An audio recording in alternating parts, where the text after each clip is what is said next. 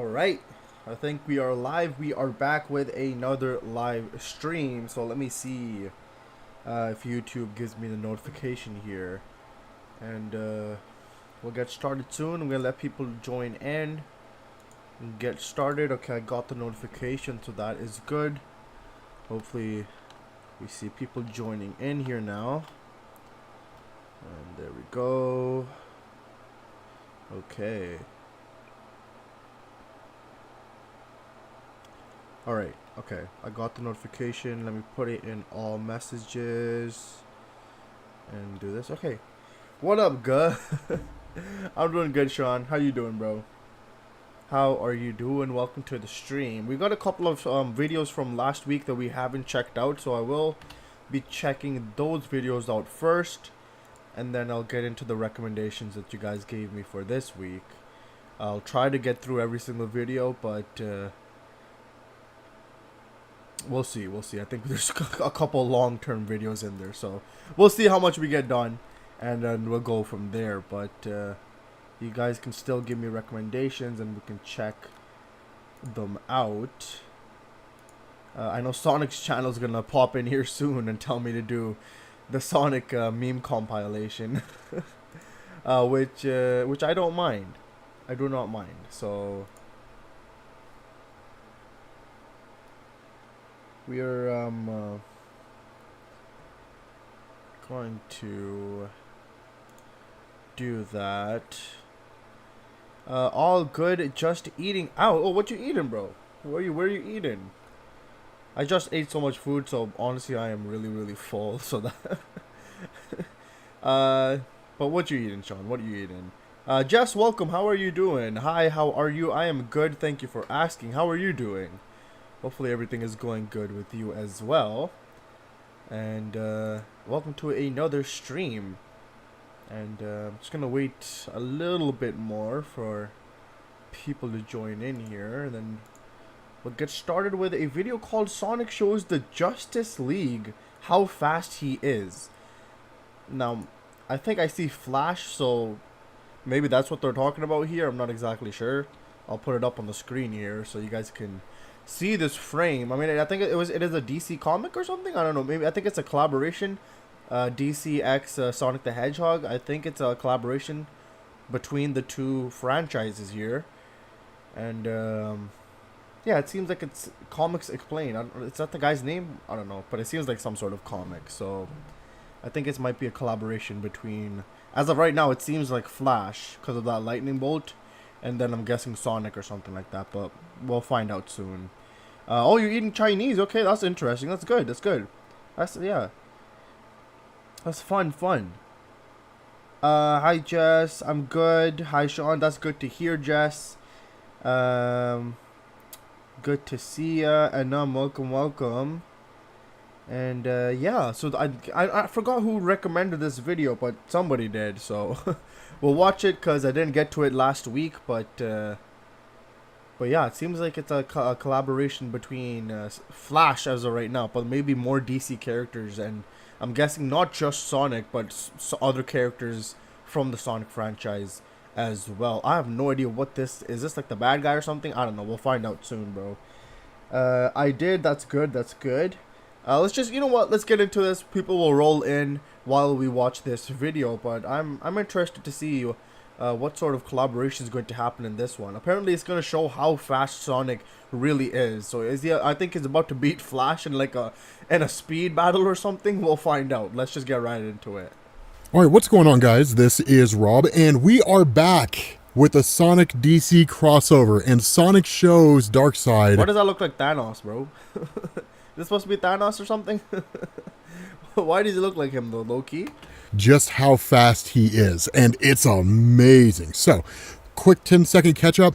Darkseid basically arrived here in an attempt to attain the Chaos Emeralds to enhance his powers. Don't fully know why, largely to just seemingly conquer reality. The Justice League followed him to stop him, and Sonic crew have joined the Justice League in order to help. So, here's the cool thing, right? Sonic has never met Darkseid before. He doesn't know what Darkseid is about. Of course, the Flash does. And it's one of the reasons why, with Sonic being so reckless here, the Flash is a lot more cautious. And that's why he tells Sonic, whatever it is. Remember Shadow as Batman? Oh my god, okay. Out of curiosity, who do you think is better suited for Sonic's sister? Sonya the Hedgehog, Knuckles, or Shadow? Man, Shadow, if Shadow was somehow Sonic's sister, I don't know, I felt like that would be a very interesting duo of this relationship. But if it was, I feel Knuckles would be pretty good because they already are very close together. So I feel like Knuckles would probably be the best shot. I forgot who Sonya is, so I can't even cap. I forgot who Sonya is, so I can't even guess what Sonya's relationship was with Sonic. So I can't give an answer with Sonya. Shadow would be very interesting and pretty damn funny. Knuckles makes a lot of sense though, because I feel like they're already close together. So if Sonic was to ever have a sister, Knuckles would probably fit the bill. That is my estimation or guess. But you let me know. What do you think, Jess? No, Sean also agrees with me, and probably Knuckles. Yeah, I think Knuckles would probably be a good candidate for that. Darkseid is the original Thanos for the DC Comics. Oh, okay. Oh, okay. Yeah, I mean, it basically, it pretty much looks like him, bro. He's purple. He has those little things. I didn't even watch the movie, and I still know, like, this looks like Thanos, bro. You know? Thanks, Sean. Sonya the Hedgehog is Sonic's long-lost sister from Sonic Underground. Oh, okay. Okay, I think it's clicking. Something's clicking. I forgot what she looks like, though. I forgot what Sonya looks like. I see. Okay, I got you. Yeah, Knuckles. Okay, I think, Jess, you also agree with the Knuckles. Yeah, I think Knuckles would be a very, very cool sister if it was with Sonic, because they already have a really great relationship now. So I felt like if there were siblings, they would be pretty solid. They would be pretty solid siblings. Is that you faced in the past, I promise you, Darkseid is worse. Most villains you can reason with. Darkseid, you cannot. And so between the two of them, they come up with this kind of half-cocked plan, right? That they'll both hit him as hard as they possibly can, they'll grab the Chaos Emerald, and they'll get out of there. They're kind of banking on their speed to be able to overcome Darkseid in this instance, or at least to act so fast that Darkseid doesn't know how to react. Now, this is seemingly the nature of the Chaos Emeralds, because under any other circumstance, this probably wouldn't work. So a great explanation that you guys gave for the Chaos Emerald in the comments of the last video is that Chaos energy is like the Force from Star Wars, and the Emeralds are the way in which that Force is channeled to various people. And so in essence, Darkseid's a Jedi. Not really, but you get the point. And so seemingly the Chaos Emerald amplifies the power he already has. And that's why he's able to overcome both the Flash and Sonic like that. It's kind of amazing, right? He's just like, man, you guys better come strong if you guys are going to come at me like that. Really? That's your idea? Right? And so it's one of these things where his eyes start to light up. And that's where Flash is like, run, because Darkseid fires off the Omega Beams. Now again, Sonic doesn't know anything about this, and for those of you guys who are unfamiliar, Darkseid gains his power from what's called the Omega Effect, and the Omega Beams are the optic blasts he of course fires from his eyes. The difference here is that the Omega Beams will constantly follow you. No matter where you go, once they lock on, they will go through whatever they need to go to in order to get to you. If there's someone standing in front of you, they will incinerate that person and keep coming after you. There's only really a couple of exceptions to this. If you're someone like Superman or Doomsday, who is so incredibly powerful that you can withstand the effect of Darkseid's Omega Beams, or if you're someone like Batman, who's so popular, DC can't kill you, so they just time displace you when you get hit with the Omega Beams. Batman's just him, bro. Come on. Like, I understand, yes, he might be like this untouchable type of character, but look, he's him, okay? You can't kill Batman. You just can't. It doesn't matter what power you have, bro. Nobody's beating Batman. That happened in Final Crisis. those of you guys who don't know. But the important thing is this. They end up coming up with this plan, knowing they can never really escape, and the beams will follow them across the world until Darkseid makes it stop. That Flash goes low, Sonic goes high, and between the two of them, the beams hit each other and cancel each other out. But this was all just a distraction.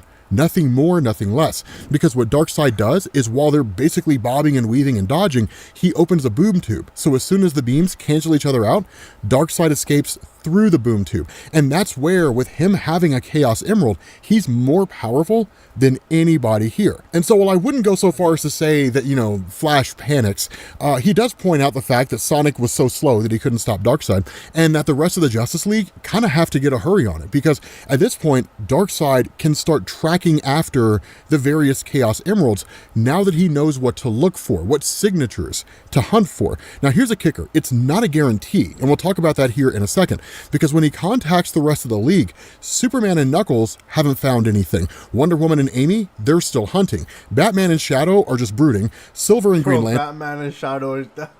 Oh my god, that would be the sickest duo, bro. I love that. I love that duo, bro. That's incredible. I love that duo.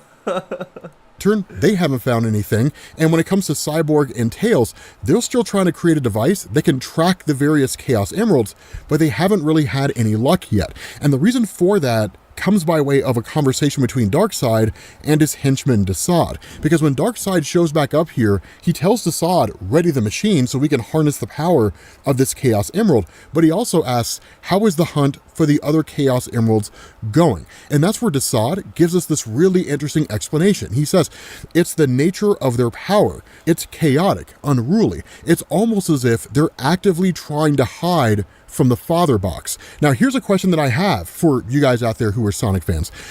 Are the Chaos Emeralds borderline sentient? Can they kind of like think for themselves? They can avoid being detected if they choose to? Again, I'm fairly new to this whole Sonic lore, so I'm looking to you guys to kind of help teach me on some of this stuff. But the other part of this is Darkseid basically says the arrival of the Justice League has complicated things, right? The Justice League knows what Darkseid's capable of. They know how to work around him. They know his strengths and weaknesses, even if no one outside of Superman is equal to the raw power of Darkseid. And even then, if Joshua Williamson's World's Finest is to be believed, not even Superman is close to the power of Darkseid. But however you slice it, Darkseid sends his guys across the world, because at this point, it's much easier to find the Chaos Emeralds if you have hundreds, if not hundreds of thousands of soldiers out there scouring, as opposed to just one guy walking around, right, with his hand on his forehead, searching left and right.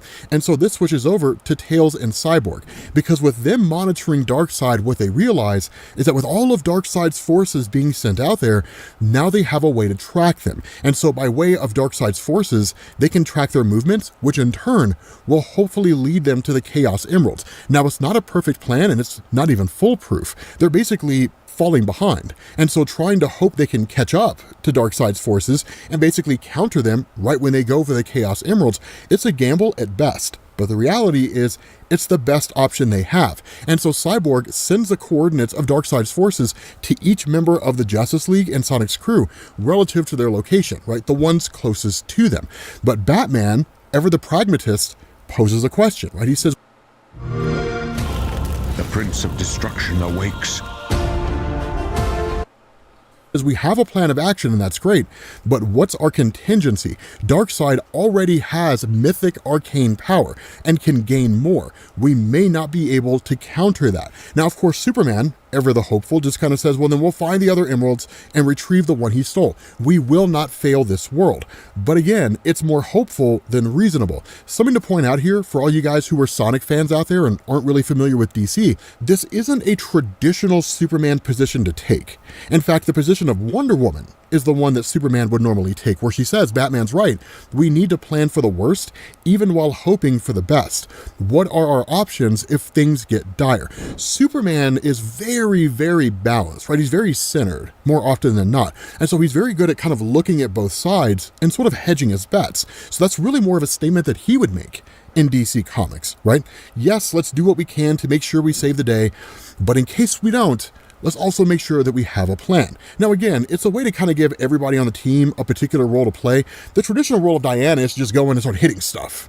Not really, but you guys get what I'm saying, right? And so Cyborg chimes in and says, I have an emergency boom tube prepped to return to the watchtower if things go sideways. So we do have an immediate exit. The problem with this is that when the Justice League followed Darkseid to this world in an attempt to stop whatever scheme he was working on, despite not knowing what it was, what they didn't expect was to show up on a planet full of sentient critters. And so now that they're here, it's not just about stopping Darkseid and basically grabbing Sonic's crew and jumping back to the main DC universe in the Watchtower if things go sideways. Now, they kind of have to figure out what to do with a planet full of sentient animals. They can't just let innocent people die due to being caught in the crossfire. So the situation has become far more dire than it was before. And so again, where Green Lantern asked the question, right, this boom tube idea that you have, Cyborg, is not enough to evacuate the planet.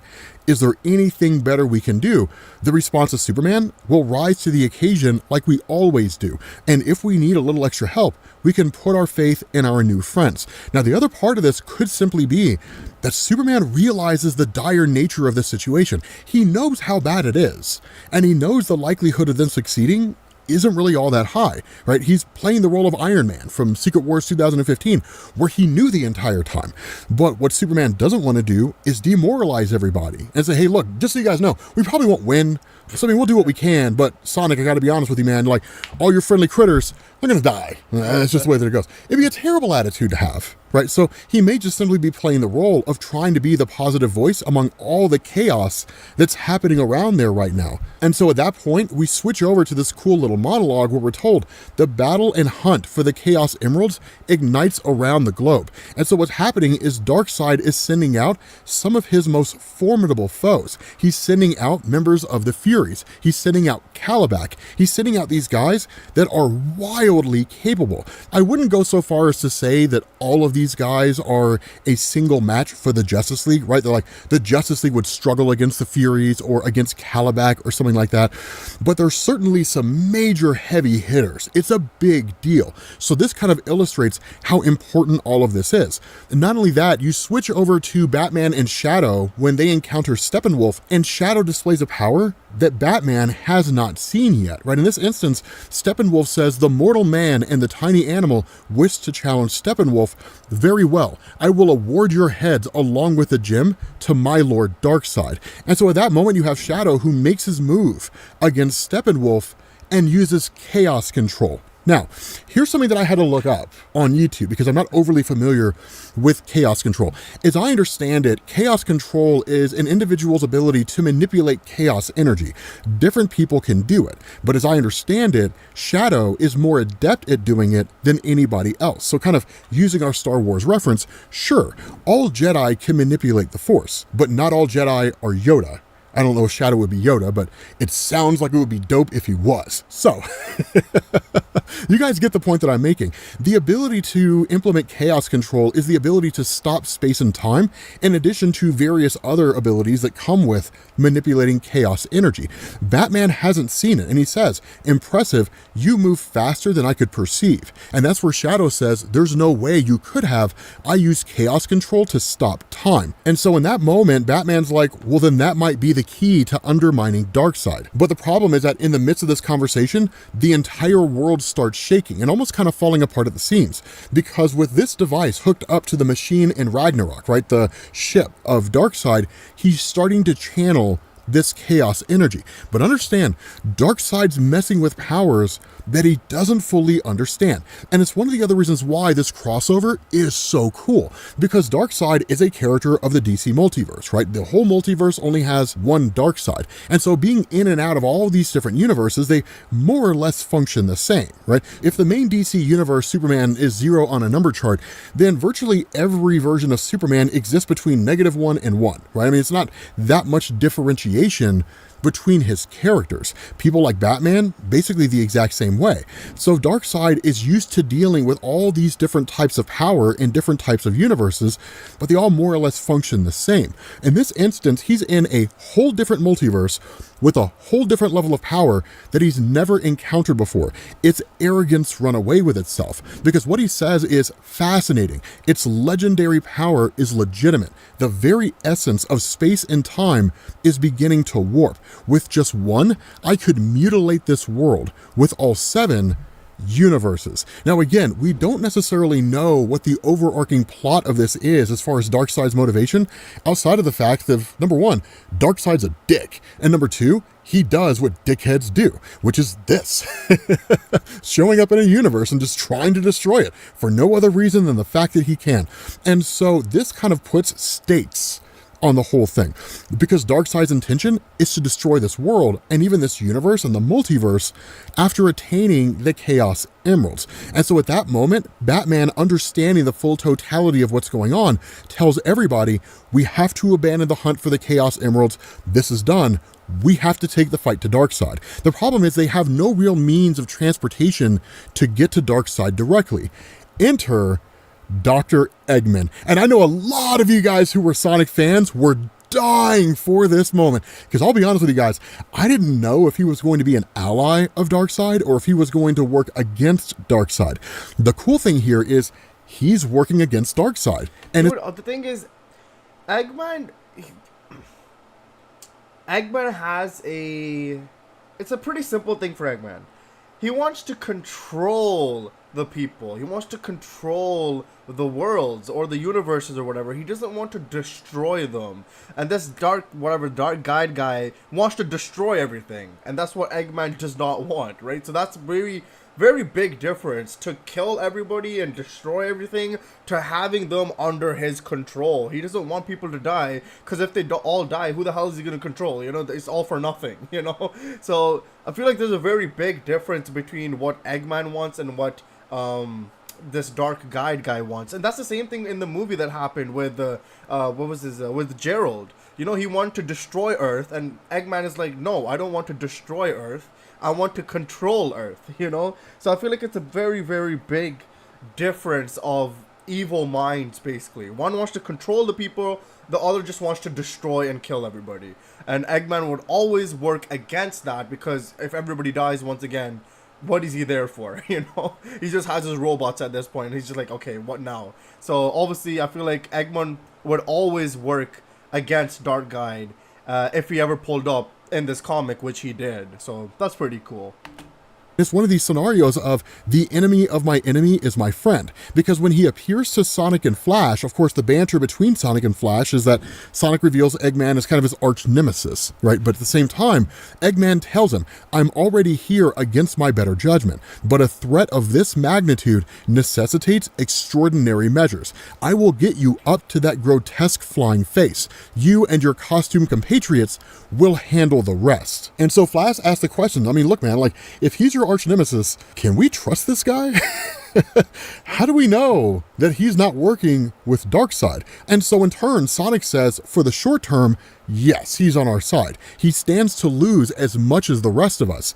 So let's just round everybody up. I mean, at the end of the day, what's it going to hurt? We're already knee deep. Might as well dig a little deeper. And so with the help of Eggman, they get up to Ragnarok, where Darkseid's at. And at that point, it's a mad dash for the machine that Darkseid's using to harness this chaos energy. And so in a lot of ways, it really kind of comes down to Flash. Not because of the fact that Barry is somehow more powerful than everybody else, but as you guys know, Barry Allen the Flash moves incredibly fast. Sonic is very fast as well. Not as fast as the Flash, but he's fast. The issue here is that Flash is familiar with Darkseid, so he knows what kind of technology Darkseid would use, how these things work. It's stuff from his own universe. And so what he does is, while Sonic serves... No, I don't know if that was true. I don't know if Flash is faster than Sonic.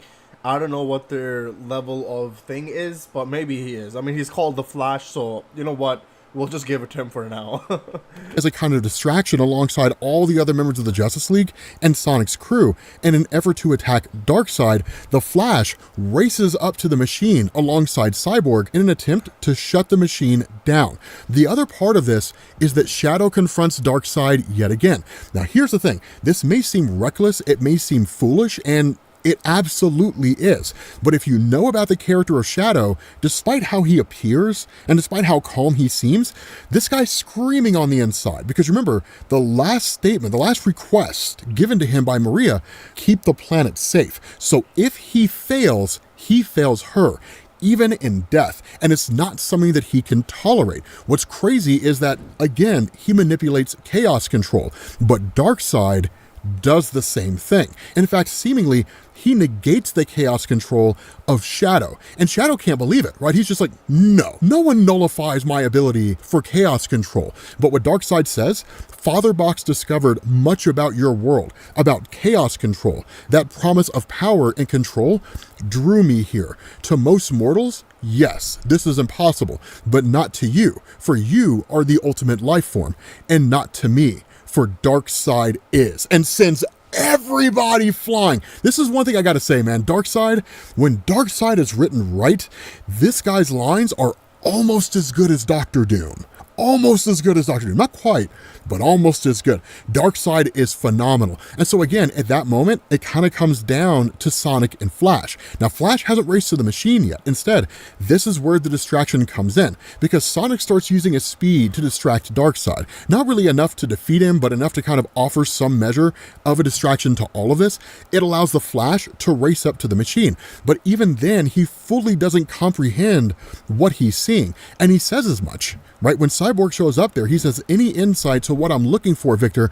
It's like I'm grasping at smoke. And the response of Victor, the dimensional energies are way out of sync. Darkseid was being sloppy, crossing over. The Chaos Emerald fueled engine is not playing by any rules. And so at that point, the machine starts to overload due to the power of the Chaos Emerald. And Darkseid, believing he can control it, bend it to his will, approaches it. But through all of this, Cyborg and Tails are like, I'm reading spikes in chronons, gravitons, and tachyons. We're looking at a total quantum collapse.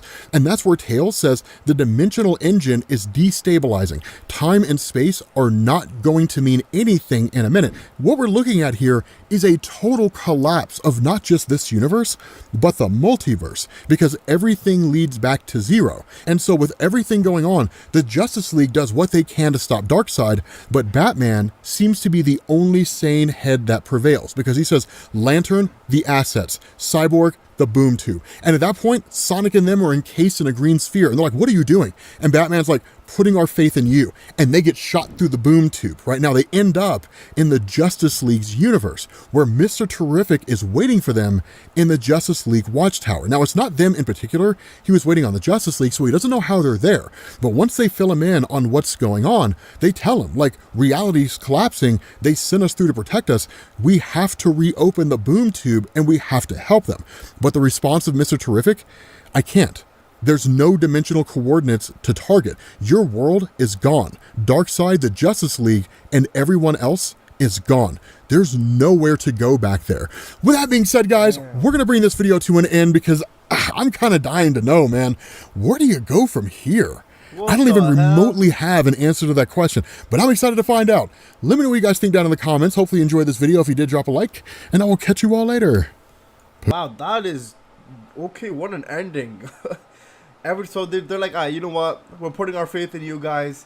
You guys can go back to our home planet while their own world is destroyed.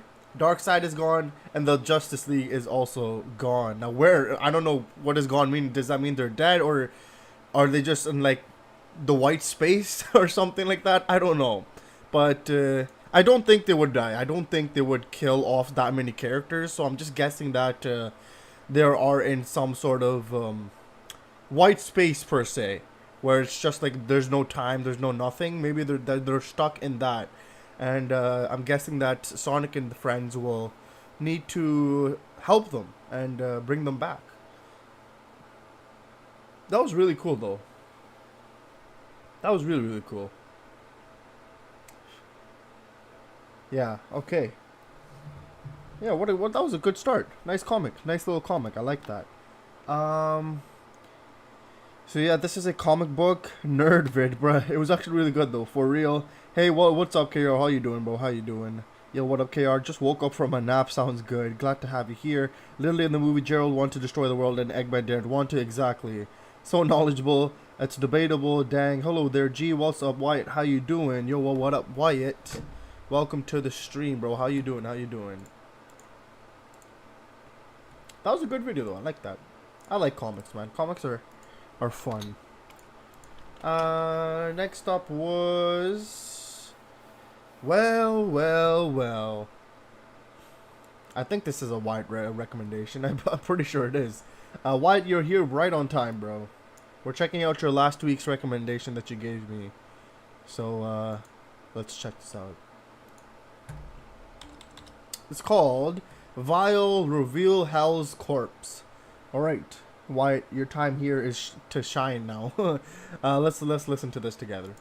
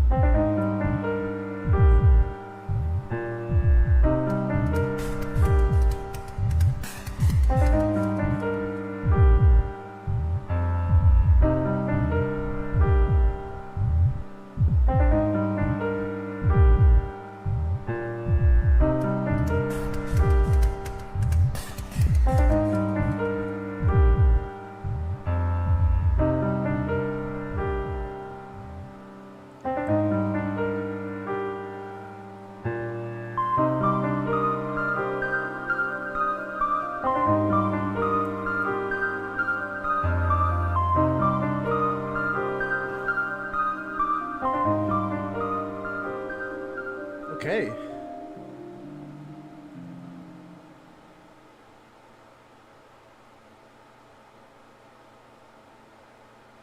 All right. That was interesting. Yeah, I like that. I like the music though. It's nice. Let's see here. Next up is another song. Okay. Onk's Colony is back. Forget This. Okay. Oh, it's from DA Games? What the heck? Alright, let's see this. Doing fine. Oh, let's go. Ugh, I'm full. Same, bro. Same. Okay, then little background. This was from their 4th album, The True Hell. Okay. Okay.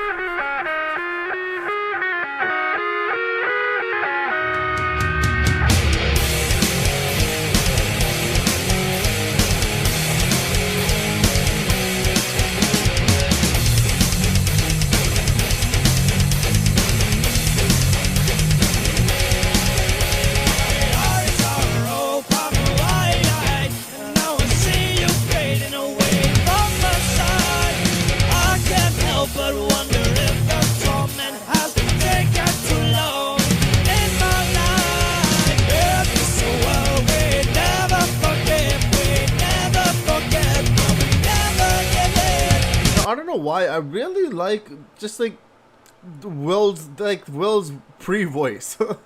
You know, like his voice right now, I don't know why, something about it, I really like it. Obviously, yes, I love his Irish vocals and stuff like that, but something about this raw Will vocals, bro. Like his back in the day vocals, I don't know why I really like them. I really do, man. It's just something about it. It's nice. You were my icon long ago, so cast away the end that was shown to me. We seem so far away. I try to forget you, and forget me. Forget that, forget right, forget your back new again. Forget that stuff, forget the past, and I'll fight tonight if the sake of future and I.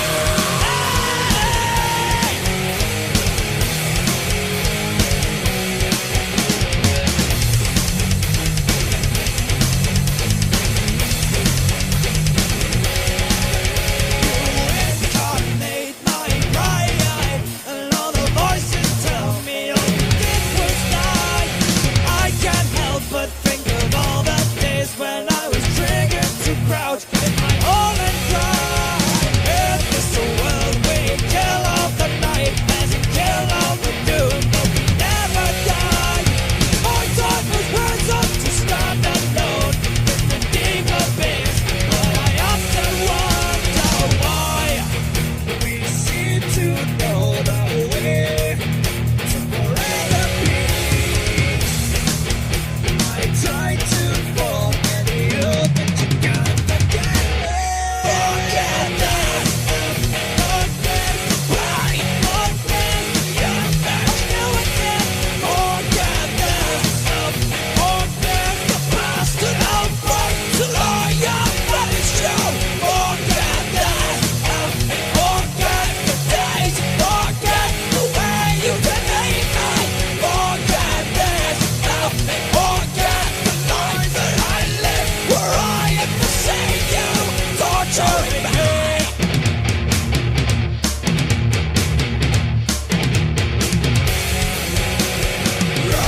What a time to murder you, what a time to burn you. I'm falling through the city, I'm not alright. You fade away, I fall apart. I take my mind and take it back right to the start.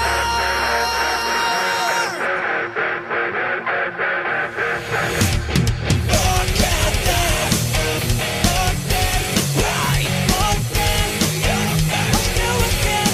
Forget that stuff, forget the past, and I'll fight till I am finished you. Forget that, forget the days, forget the way you delayed me.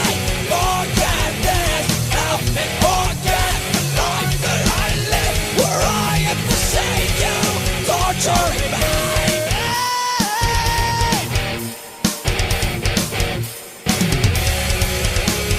I can't help but wonder if the torment has taken too long in my life. Okay. Yeah, once again, something with Will's younger voice.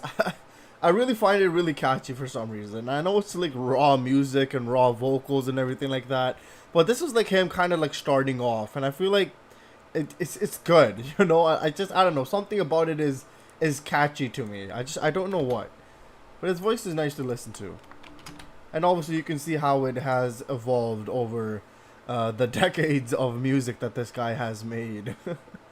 Alright, we have one more song here to check out from Onyx Colony. Forget This remake. Okay, it's a remake. Okay, so this is the cancelled version. Okay. Let's see how this one is. Oh, no, okay. The description was for the last song. I see, okay.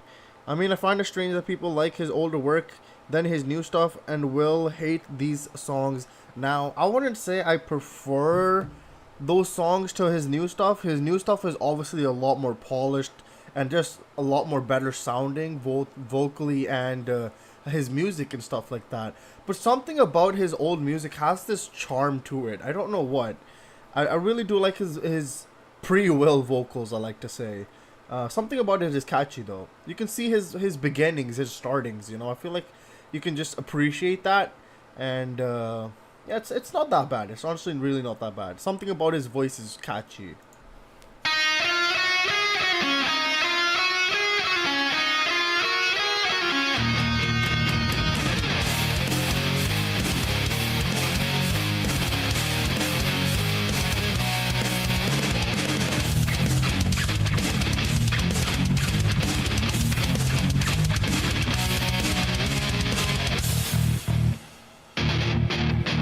My heights are all but right high, and now I see you fading away from the sight. I can't help but wonder if the torment has taken too long in my life. In this world we never forgive, we never forget, but we never get it. You were my candy on a go, so cast away the image that was shown to me. We seem so far away from humanity. I try to forget you, and you forget me.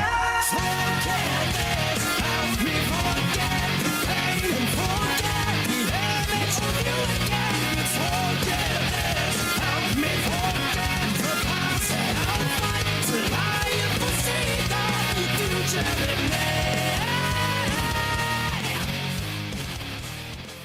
Okay, so that was a quick little remake that was supposed to happen but apparently got cancelled, so I don't think it's going to happen. Where are we? Yeah, this remake I heard was going to be on Goliath's Throne, but I doubt it. I don't think it will be. Probably not. Yeah, I doubt that too. How's the Stardust Speedway remix, Wyatt? Man, that was short. Yeah, it was just a quick little remake. Can you react to AI Sonic? I mean, there's Sonic's channel. Welcome, bro. How you doing? Yeah, I can add that to the list, bro. Here we go. Okay.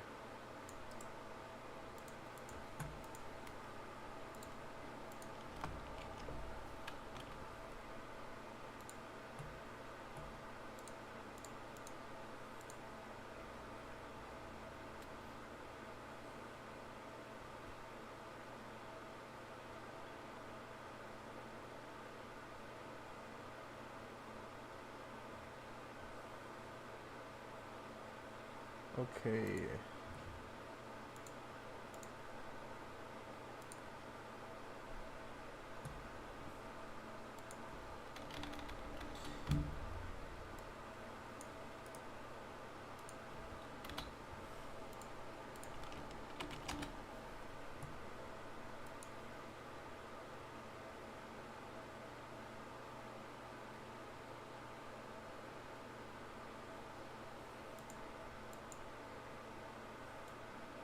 Yo, KR, it's your song recommendation, bro. So hopefully you're here. How long is this one? 55. Okay. No. This 19. This 4. Okay. Okay. We'll see. We'll see. How long? Okay. Okay, let's check out this song and then we'll get into some Sonic videos. That ain't enough. Okay. Who is this by? I forgot. Let me see again. Kyle Beats. Okay. All right. Let's check this out. Nobody wrote, here we just don't know the line. I'm a paid off. You know the music paid it right. You know whole night. We wrote Snow on Mary that made it in Berkeley. Do what you want, but you can't hurt me. Tryna ride up the club, but then it go right up.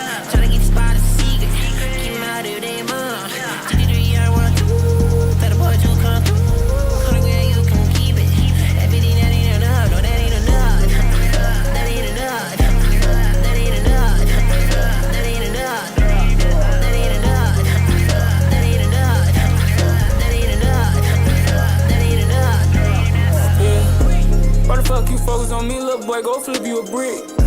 A20, how the fuck he worry about me and this bitch in my crib? Yeah, been wanting shit. They want my spot, my kick. Yeah, we ain't had no money for Ubers. We had to learn how to bid. Yeah, had to learn how to use a stick. Running the car, they ain't sparing shit. So behind when you pushing it. Get further the car, like doing the bit. Life urgent, will I die, live? God forgive me, this a life I live. Made it out, no face, no case, it was skied up, hopped down and ran. Yeah, she gon' do it for Ben. New smoke, now she dropping her pen. Yeah, new phone, now I can't even reach. Was cat in the drink, and I met her kid. Nah, fuck that, it ain't no secret. I'm up all night, I sleep. I'm up all night, I'm drinking. I'm up all night, I'm Turn right up the club, but then it go right up. Tryna get the spot a secret. Keep me out of their mom. 63, I want to. That a boy to come through. 100 grand, you can keep it. Everything that ain't enough, no, that ain't enough. That ain't enough. That ain't enough. That ain't enough. That ain't enough. That ain't enough. That ain't enough. That ain't enough. slow down, twin, you move too fast. I need some time to breathe. She wanna leave, but she can't play my role. Before I let her, I leave. What you need ain't got shit to do with me. I hope you get that bleed. I like a child, I'll pop you in your shit.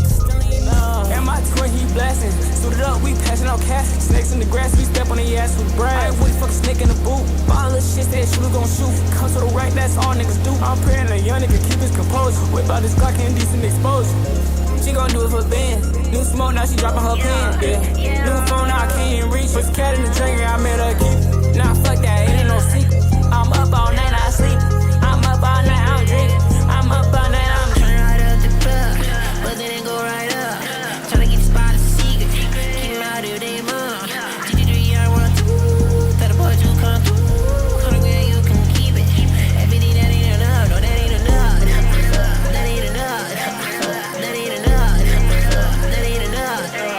That ain't enough. That ain't enough. That ain't enough. That ain't enough. Wait till they see all the rangers. You ain't nobody a stranger. This ain't your typical flavor. Have you heard my new song? Already got this title. Ain't no need to break the new song. You get it? New song. Funny, I know. If you want it right, let's go. Come see the view from the top of the world. Now I already got the girl. So everything else is extra. Nobody wrote. You know me, just don't know the life. I'm a bill paid off. You know the music paid it right. You know whole life. We roll snow, I'm buried and made it in Berkeley. Do what you want, but you can't hurt me. Turn right up the club, but then it go right up. Tryna get the spot a secret. Keep me out of their mom. 63, I want to. That a boy to come through.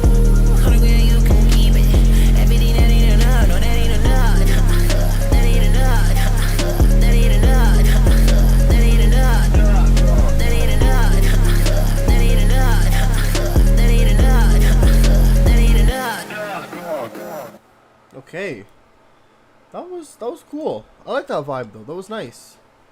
Nice little cool song. I like the little sound effects that he had going on for his voice sometimes. And yeah. It was nice though. It was nice. It was pretty cool.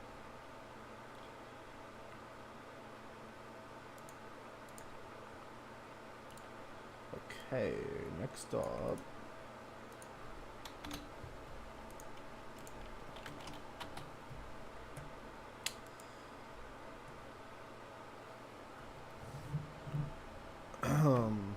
Where were we? Bro, the song slaps. Where'd you go, KR? I was still here, just not commenting, lol. I bet. No worries, that's fine. Okay, let's watch this Sonic short thingy. Okay, hold on. What? Sonic movie. Shadow leading a mission. Okay.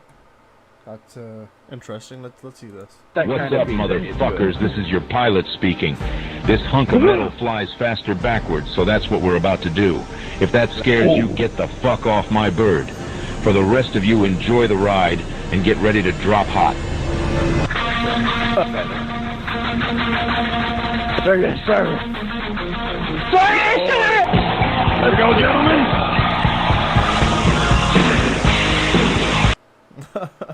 All right, that's pretty cool. Oh man. All right. Where were we? Okay. Wow. Wow. Okay. Okay then.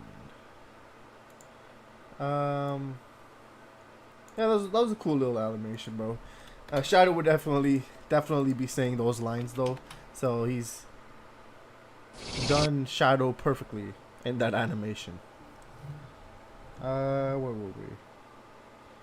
Welcome to the jungle, bro, I had that song on repeat for a minute. Also, to say something about the remix, sadly, not a lot is done. No worries, why? No worries. You can take your time for that, bro. Even if you don't want to do it, that's perfectly fine. But no need to put pressure on yourself, bro. No need to put pressure.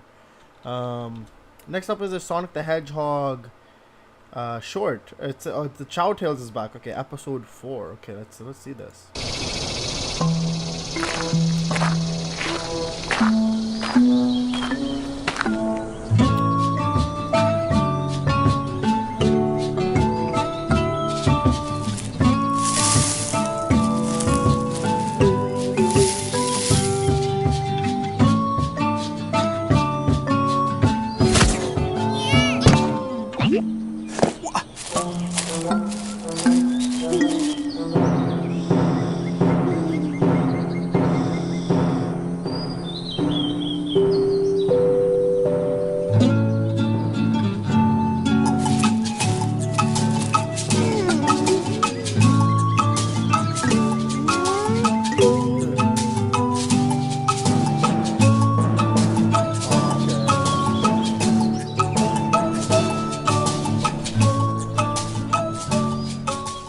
Little buddy just wanted to be included. You know what? I can't blame that.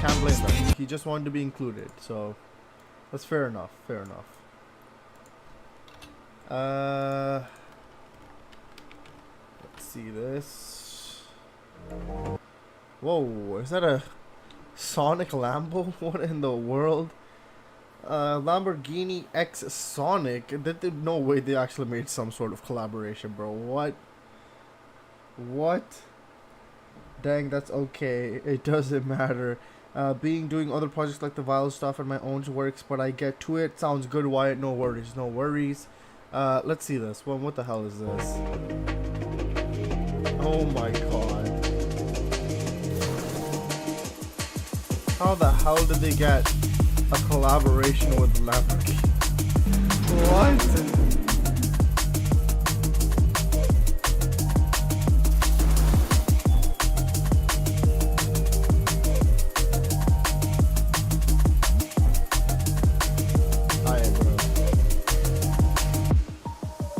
Okay, it looks hella clean, but what in the world is this collaboration, bro? I don't think a lot of people, like 99.9% of the buyers of Lamborghini, are not interested in a Sonic X Lamborghini collaboration, bro. Is that even a thing, or is it just one car? Because if they made actual, like, a couple cars, bro, I don't think they're gonna sell many of them. Man, I don't think the Sonic fans are rich like that, bro. They might be a bit rich, but I don't think they have that type of money. That was pretty cool, though. That was pretty cool. Okay. Let me see here.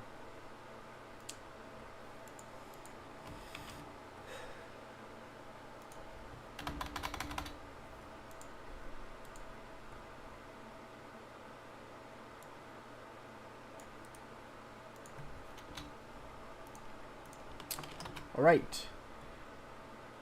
Wix. We're gonna get into a pretty long video. So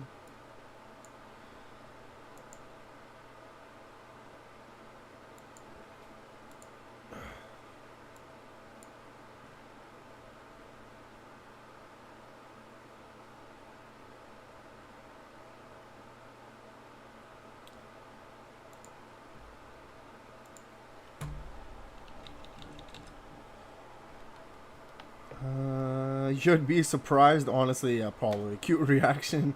Also, did you know that Dark Beginnings animation won an award? Oh, whoa, really? What award did it win? That's cool. Maybe that give them more of a push to make animations, because I loved it, bro. The animation was incredible, so hopefully we can get more animations in the future. But if it won an award, that's a pretty big step. That is a pretty big step. Let's get into this very long video, though. It's making sense of Shadow's white space. Hey everyone, just before the video starts, I want to let you know that this is a part 2 of a 2-part theory video, so if you haven't watched the first one, be sure to check that one out too. It's not strictly necessary to understand what I'll be talking about here, but it would be greatly appreciated and would provide a fuller understanding of the theory as a whole. To briefly recap though, there's dialogue in both stories featured in Sonic X Shadow Generations that suggest how it is that White Space operates, and based off of that, I believe that every single level we find in White Space is a pivotal moment in time that Eggman chose that almost guaranteed his victory over Sonic, and so both of the Sonics, classic and modern, must re-experience those moments in order for the timeline to be restored. When we last left off, I had mentioned that while Shadow Generations was marketed as a celebration of Shadow's history, I still believe that his White Space is catered to Sonic 2. And I'd like to preface this with the fact that Black Doom and his Black Moon exist within White Space completely separately from Eggman's plan. He says that this temporal anomaly is helping him reform faster than intended, meaning that he is likely unaware of the Time Eater's existence, and as far as we know, bringing Shadow here was not part of Eggman's plan, nor did he know that Black Doom still lived on. In fact, the only reason Black Doom may be able to exist in White Space to begin with is because of his link to Shadow, causing a sort of unintended chain reaction. Shadow's here because he has a Chaos Emerald, and Black Doom is here because Shadow's here. Yet despite this, no locations from the Black Arms incident are here, and though one could call into question whether any given one of them really happened or not, we know for sure that at least 2 locations from Shadow the Hedgehog must have happened. Westopolis and The Last Way, the former being the first level no matter what path you end up taking, and the latter being the only level in the canonical last story segment.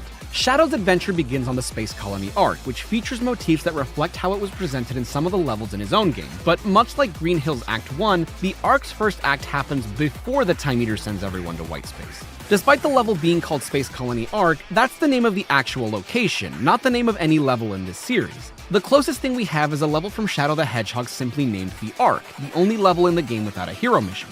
But the only thing I can think of that the stage borrows from the Arc is the turrets that act as a defense system. Something to note is that Shadow's The Arc and Generations' Space Colony Arc both remix Final Rush's theme Highway in the Sky as opposed to Final Chase's theme The Supernatural, almost as if to indicate that Sonic's stage is the more important, truer version of the stage, especially when juxtaposed with the theme from their fight in this area known as For True Story. Speaking of which, there's another level in Shadow the Hedgehog that Space Colony Arc Act 1 does remind me a bit more of though, and it's a level called Space Gadget, a level that, ironically enough, has a very similar dark mission to the aforementioned level The Arc, and, much like Sonic and Shadow's encounter in Generations, is also a level where you're racing Sonic for the sake of a Chaos Emerald only for Shadow to end up with it regardless of if you beat him or not. And the reason it reminds me of this level is because of the sections with the green floors where gravity shifts. Overall, Act 1 seems to remix elements from Final Rush, The Arc, Space Gadget, and the inside sections from Tails' Eternal Engine. But again, since this is before we end up in White Space, this kind of... Oh my god, Cheese decided to join. Yo, what up, Cheese, bro? It's been so long. How you doing, bro? How you doing, Cheese? We doing good, bro. How you doing? Cheese the GOAT, we just chilling. Exactly, bro. Webby Award, which are given to animations. Well, that's amazing, Sean. Hopefully we can get more animations from Sega, bro. Kind of makes sense. This area hasn't been affected by the Time Eater and Eggman's plan. Act 2, which is accessed through White Space, does feature elements from Final Chase, however, as well as what would appear to be inside locations from Lost Colony, since certain areas seem to be deactivated. Which would make sense, as Lost Colony was the first time Eggman had visited the Ark. And it's strange, right? If I believe that White Space is meant to reflect Sonic and Eggman's past specifically, why are there gravity cylinders and so many meteors like in Final Chase? Well, there's something to note about how Shadow Generations differs from Sonic Generations. As I mentioned before, classic Sonic ventures through Act 1s, while Modern tackles Act 2s, and Shadow has to do both. But there is something they share in common. Each act is constrained to a certain dimensional plane. Classic acts are in 2D, while modern acts are mostly in 3D. For Shadow, the opposite is true. His first acts are in 3D, while his second ones are constrained to 2D. But it was during the writing of this script that I came to kind of a crazy realization. In this game, Shadow's first acts are largely based on Sonic's version of these stages, while his second acts are based on either Shadow's version of events or are entirely new. Rail Canyon is a fantastic example of this. My wife wanted to be seen as the perfect mom. Pretty cool, bro, but I didn't ask. If you compare the intro of Shadows Act 1 to the intro of Team Sonic's version of the stage in Heroes, they line up almost exactly. Team Dark's version, however, features additional rails with rhino liners on them, where you're grinding for much longer than on Team Sonic's version of the stage, which the version in Gen seems to emulate. As well, Act 2's elements feel more similar to Team Dark's version of Bullet Station than Team Sonic's. They're not too different from each other in Heroes, but the way some of the rails are set up look more inspired by Team Dark's stage, almost as if to indicate to us that the 2D perspective, the classic perspective if you will, is more similar to how the events truly happen to the person experiencing it, while Act 1 is how Sonic experienced it. What brought this to my attention, and to an extent what inspired me to talk about this whole concept, was Kingdom Valley. It was kind of bugging me why Shadow visits the super speed section at the end of his Act 1, when Sonic is the only character who visits this area in 06. And then, while writing this script, I wanted to compare Shadow's version of the stage to his Act 2 to see if what I had just noticed held up. I gotta be honest, Kingdom Valley's layout isn't one I remember all too well, so I couldn't remember how similar Sonic, Shadow, and Silver's version of the stage were. I can kind of see how Kingdom Valley Act 2 is similar to Shadow's version in 06, because most of it happens indoors, I guess, but then I decided to compare it to Sonic's version, and I was amazed at just how much of Sonic's Kingdom Valley was used in Act 1, beyond just the super speed section. There's a part at the beginning of Sonic's version that's copied almost exactly later on in Shadow's Act 1. Sonic runs on the wall in his version of the stage, and there's an alternate path Shadow can take where he does just this. Do you want to know how many airstreams Shadow grinds on in his version of the stage in 06? 1, at the very end of it. Meanwhile, Sonic has multiple different airstreams he uses throughout his version of the stage. And you want to know what else I noticed? Shadow starts his Act 1 coming in holding onto an eagle, and you might think that it's referencing the fact that he starts off his version of the stage with an air glider, and that very well might be. But here's the thing. The reason he does so is because he accesses Kingdom Valley by way of a portal inside of a nearby cave. Meanwhile, Sonic and Silver get here through the use of an eagle, meaning that Shadow's the only character who doesn't do so. The only major reference to Shadow's version of the stage are the water sections where he originally used a hover vehicle, now using Doomsurf. And really think about why this level is here in the context of Sonic and Shadow's versions of the stage. As the second stage in Shadow's story, his version of Kingdom Valley happens pretty early on, meant to serve as an extraction point for him, Rouge, and the Scepter of Darkness they just stole from Eggman. But right after this stage is when Mephiles is unleashed, setting into motion the rest of the events of the story. For Sonic, meanwhile, right after his Kingdom Valley is when the egg carrier crashes, leading to the deaths of both Princess Elise and Dr. Eggman. Presumably. We know Elise dies, and I'm guessing Eggman does as well, assuming he didn't make a last-minute escape. And the reason Sonic's version is significant is because it's where he and Silver team up to use a dual Chaos Control and send Sonic back in time in order to save them. Sonic's version is important to Eggman's survival, while Shadow's version is significant to the overall timeline. Solaris can never be blown out if Mephiles is never released, and he likely wouldn't have been if Eggman hadn't ambushed Shadow and Rouge at the end of their Kingdom Valley. At this point, though, I'm starting to notice a trend with Shadow's white space, which I'll touch upon later. Sunset Heights was the one that almost convinced me to make this video, because what's so interesting about it is that it's the only level that is canonically named after a Sonic stage. Space Colony Arc was the best choice for a name because calling your very first stage Final Rush or Final Chase doesn't make a whole lot of sense. Not to mention, those names reflect what each respective character is going through at the time they happen. Sonic is rushing through the stage, but as the last level for the hero side story, it's the Final Rush. The Dark characters have been doing their fair share of chasing, but as the last level, it's the Final Chase. In Sonic Forces, there are various areas that each have multiple levels that take place in them. This area is known simply as City, but each character has their own name for their version of the stage. The Avatar's level is called Park Avenue, Classic Sonic's is called Ghost Town, the Tag Team one is called Redgate Bridge, and Shadow's stage is called Enemy Territory. But only modern Sonic's version of the stage is known as Sunset Heights, and what's curious about Shadow's Act 1 of the stage is that it doesn't just use elements from modern Sonic's Sunset Heights, but where the original stage would have ended, they added an entirely original second half of the stage, largely inspired visually by the bottom route of classic Sonic's Ghost Town.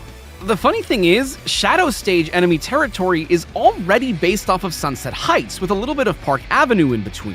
And the differences between each stage aren't constrained to just the level name, because each level has its own music as well. Enemy Territory stands out because it remixes the Westopolis theme from Shadow the Hedgehog with a little bit of Radical Highway from Adventure 2.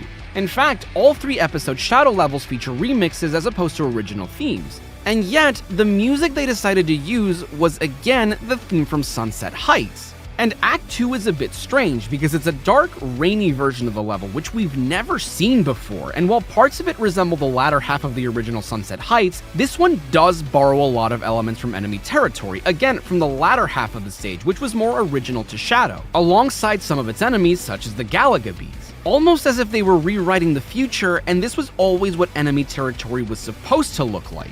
Except for the fact that because the level is supposed to take place a month before the events of Sonic Forces, there are no Death Egg robots in enemy territory, whereas they exist in literally every other version of the stage, both acts and generations included. As for why it's relevant enough to be here, I'm not sure.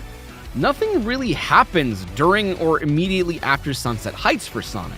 The only thing I can think of is that taking episode Shadow into account, it's the very first level of the game, setting off the rest of the events into motion. It's the place where classic Sonic meets up with Tails, the Avatar saves a bunch of civilians, or so we're told. It's where we fight the Phantom copy of Metal Sonic, but perhaps most importantly, it's the place where Sonic gets defeated by Infinite. The only thing is, that doesn't happen around the time Sonic's version of the stage takes place. Sunset Heights isn't played until much later, and its only purpose is for Sonic to find Shadow. Once they meet up, Shadow informs Sonic that Infinite can create Phantom copies, but that's about it. I mean, given that Tails and Classic Sonic were about to find out this information anyway, it doesn't really amount to much of anything for either Sonic or Eggman. The only thing I can think of that would be the reason for this level's inclusion is that it's the place that best represents Eggman's takeover of the world, and is where Sonic and his friends, known as the Resistance in this game, have their base of operations. Chaos Island was the weirdest one because it's the only stage in which, at the time of the game's release, Shadow wasn't present in any version of it. However, I think that the game this is from is the key to understanding the entirety of Whitespace in its current iteration. Since there's nothing but the main island to compare it to, I want to shift focus to what we can observe happening during this level in Generations. From the offset, one of the first things we can see is the decommissioned Death Egg robot from the events of Forces, meaning we know this has to be a Chaos Island set after those events. As well, you can see plenty of Eggman technology and structures, which he would have installed across the Starfall Islands just before the events of Frontiers. But what firmly cements when this level is taking place is what happens during a certain rail grinding section where we can see the volcano erupting. This tells us that the level is not only taking place during the events of Frontiers, but right before Sonic would have fought the Night Titan. If previous Act 2s are possibly taken from Shadow's versions of these stages though, what does Chaos Island's second act borrow from if Shadow was never there? Well, here's the thing, you know how Sunset Heights' second act had sections that didn't look like anything we'd seen before either? I think something we're forgetting is that these stages also take Eggman's version of events into account. We have some clues as to why Shadow's Act 2 is the way it is, but it requires us to pay attention to what's happening in the background. At the end of Act 1, we can see some of Eggman's boxes which contain things he brought to explore the Starfall Islands, and Act 2 starts off near some Eggman-built structures. And looking at the background here, we can see the sulfur deposits that Sonic can visit in Frontiers, but Shadow can't in this game. It's almost as if the 2D plane we're on is surrounding the main island, going around and into a temple, not before passing by another Eggman structure. This is where things start to seem unfamiliar.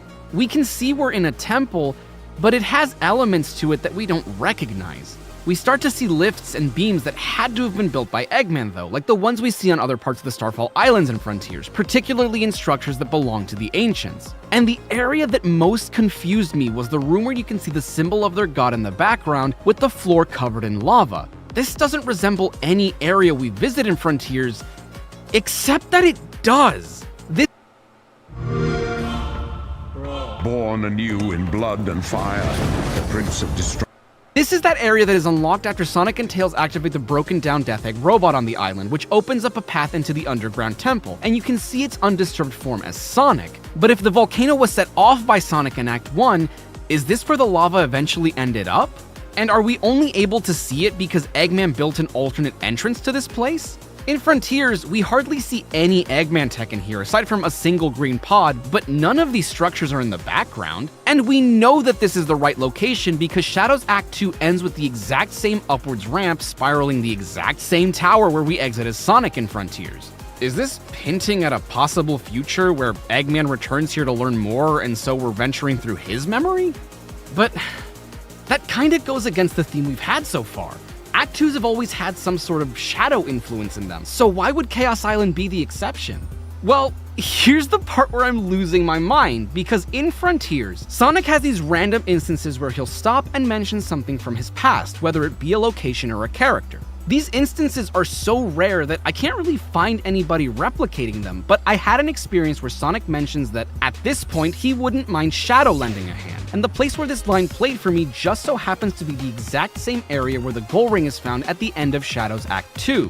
I will admit, the place I found it was probably just a huge coincidence, because the only other video evidence I've managed to find of someone coming across this line had it playing close to the volcano, but given that it also played during Chaos Island, we can assume that this dialogue is likely exclusive to this location. Now, bear in mind, Sonic isn't just saying this, he's saying it at a point in time when the cyber corruption he's suffering from is reaching its peak, making it difficult for him to continue. And the reason I find this significant is because of the things we learn about cyberspace in Frontiers. For one, we learn that the random assets we interact with across the Starfall Islands aren't actually there. They appear to Sonic, Amy, Knuckles, and Tails as a result of their link with cyberspace. Sonic being able to escape from it and absorb cyber corruption through giving his friends their respective memory tokens, and the rest of the team being trapped inside it. Their link to cyberspace begins to create physical manifestations in the real world that more easily allow them to traverse the islands, the same way that Sonic's memory shapes cyberspace as a whole. This being the case, how then is Shadow able to interact with these objects during his visit in Generations? He's never visited cyberspace at all. Well, in one of the egg memos, we learn that cyberspace gathers environmental data from various points across the world and uses that data to take on its appearance. But we learn from Sage that what gives each location its form is the visitor's memory, which is why so many of them resemble places from Sonic's past. There are a few that are entirely original, but there are two specifically that are not taken from Sonic's memory, 2-4 and 2-6, which take the form of Radical Highway and Skyrail respectively. So why am I telling you all this? Well, you're not gonna believe me, but I think the answer lies with everybody's favorite large feline, Big the cat. Now, earlier I mentioned that Big's reason for being in white space was likely because of Froggy and his connection to Eggman's schemes. But Big also makes a surprise appearance in the fishing minigames from Frontiers, which just so happen to also take place in cyberspace, not the Starfall Islands themselves. But there's a very important distinction at play. Big can only be found through what are known as purple portals. The game never really makes it clear what the distinction between those and the regular ones is, but as I understand it, where the regular portals are meant to record the user's memory, the purple portals are the ones that are actually meant to be visited and returned from. There are no portal gates to be found, meaning that this is an area where Sonic can come and go as he pleases. And as we find out in the Another Story DLC, the Big that we encounter here isn't real. He too is a recreation based off of Sonic's memories, and the reason he's able to interact with us and seem so authentic is because of how strong Sonic's memory of him is. And that kind of makes sense, given that the rest of the place just looks like regular Kronos Island otherwise. Maybe the purple portals don't show you locations, and instead they show you people from your memory specifically. But it's worth noting, Sonic didn't need to be actively thinking about him for him to appear. And that kind of makes sense, right?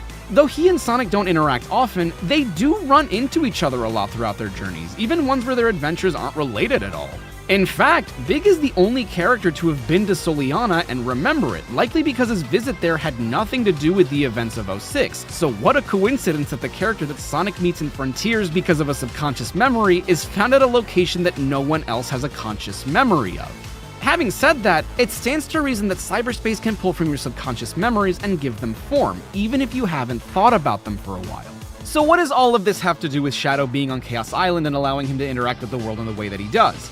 Well, if cyberspace can create things based off of subconscious memories, how well can it link to actively conscious ones?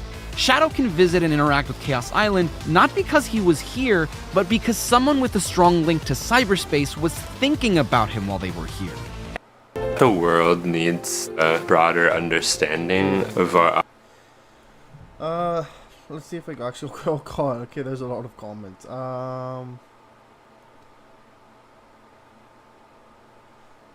Give me a second. Get through these ads. Cheese the Goat. That's brisk!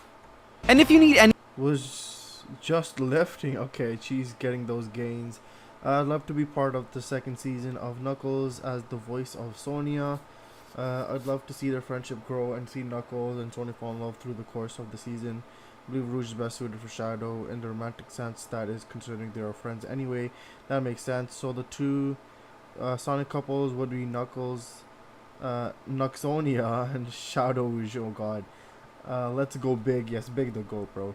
People have said the romantic relationships that last longer between two people who start off as friends. Yeah, that's pretty true. That is true. Any more circumstantial evidence that this might be the case, consider the fact that Sonic and Shadow's paths cross right after Shadow fully restores Chaos Island.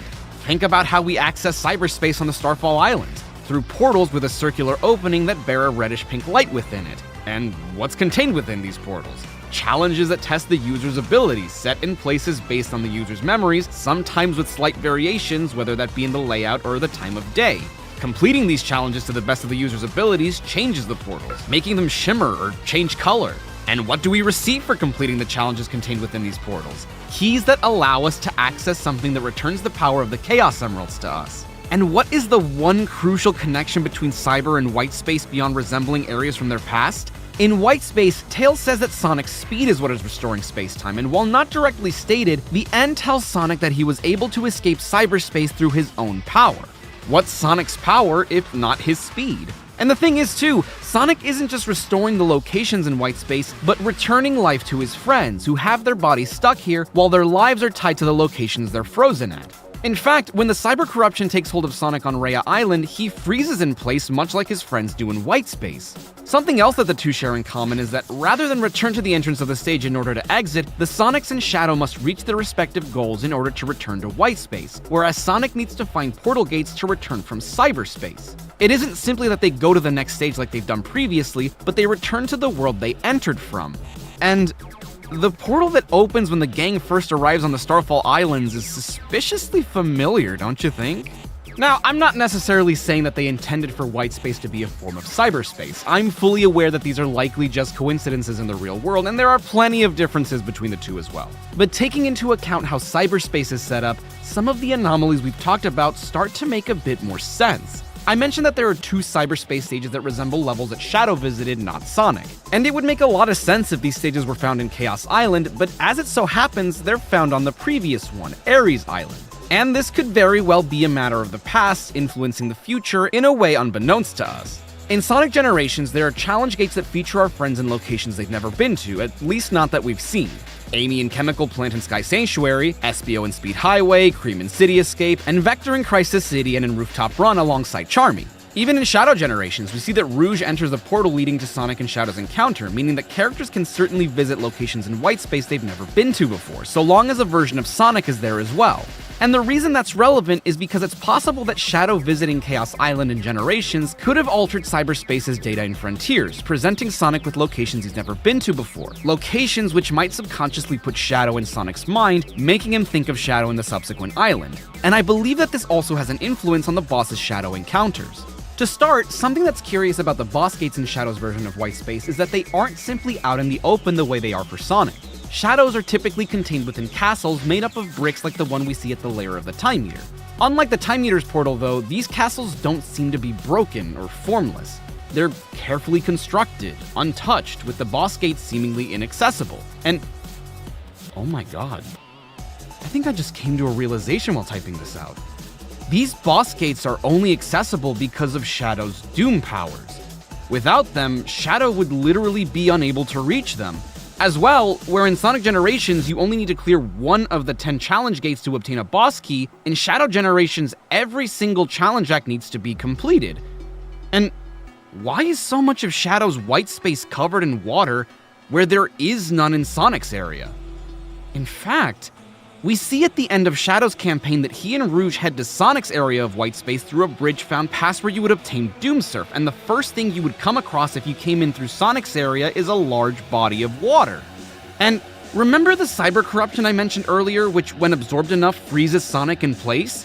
Well, in Shadow Generations, they reintroduced the purple liquid that Mephiles used in 06, which Shadow can only navigate in this game through the use of his Doom Morph, giving it the name Corruption, which is primarily found around Chaos Island's stage entrance and is the only level to feature it. Why would there be so many obstacles and ways to prevent you from reaching the boss gates unless you really didn't want someone to access them? And mind you, these stage entrances are always there. We see after beating the Bio-Lizard that the rest of Shadow's Whitespace takes form, but we can also see that Kingdom Valley, Sunset Heights, and Chaos Island, the rest of the locations we haven't visited, are already there.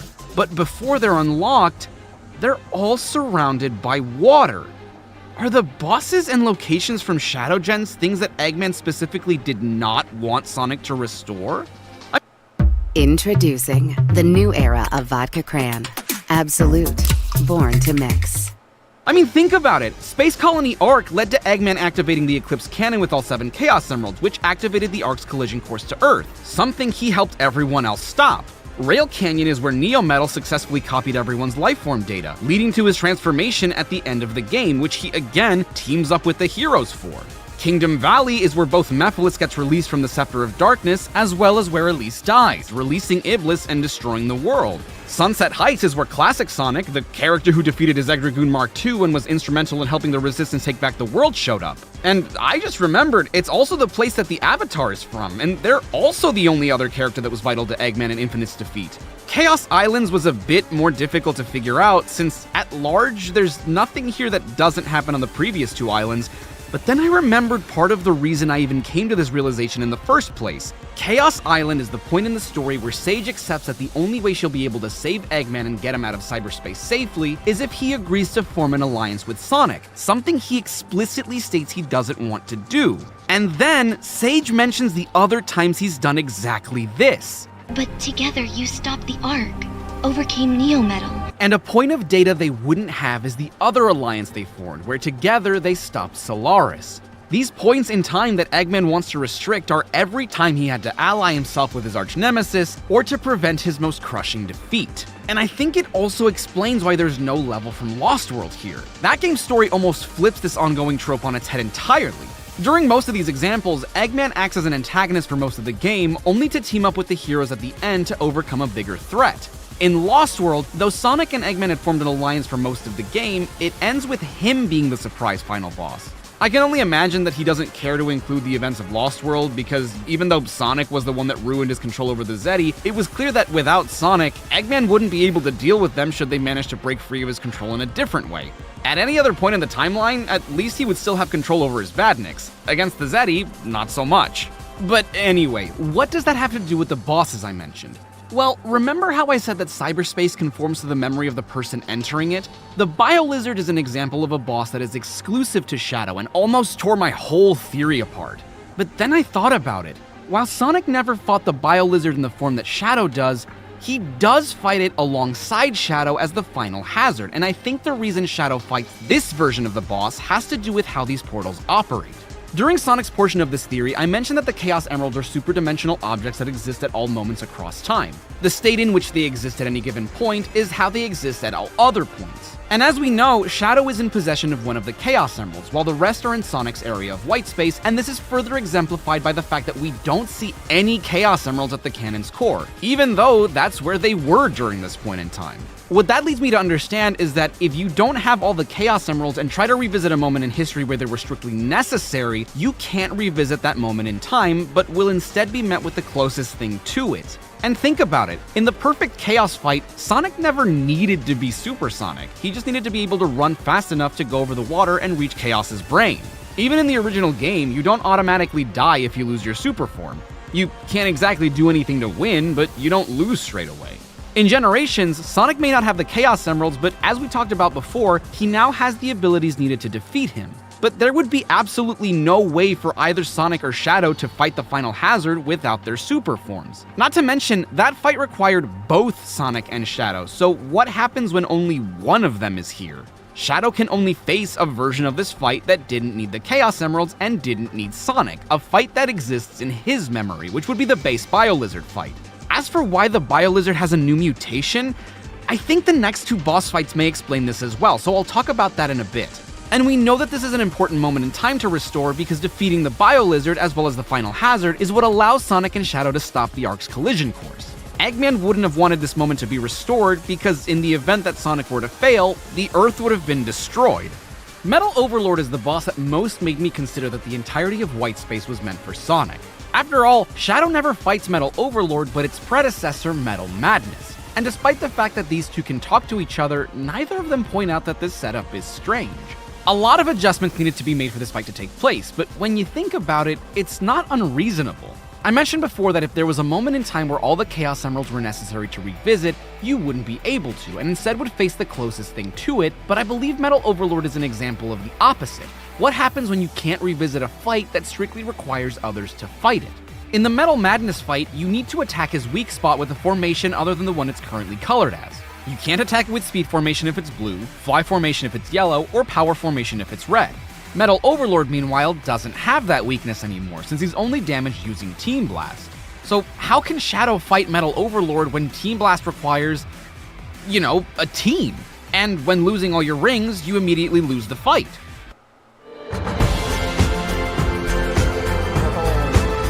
These ads are so annoying, man. New Oreo Cakester. Oh, cool. Oreo cake. Wow.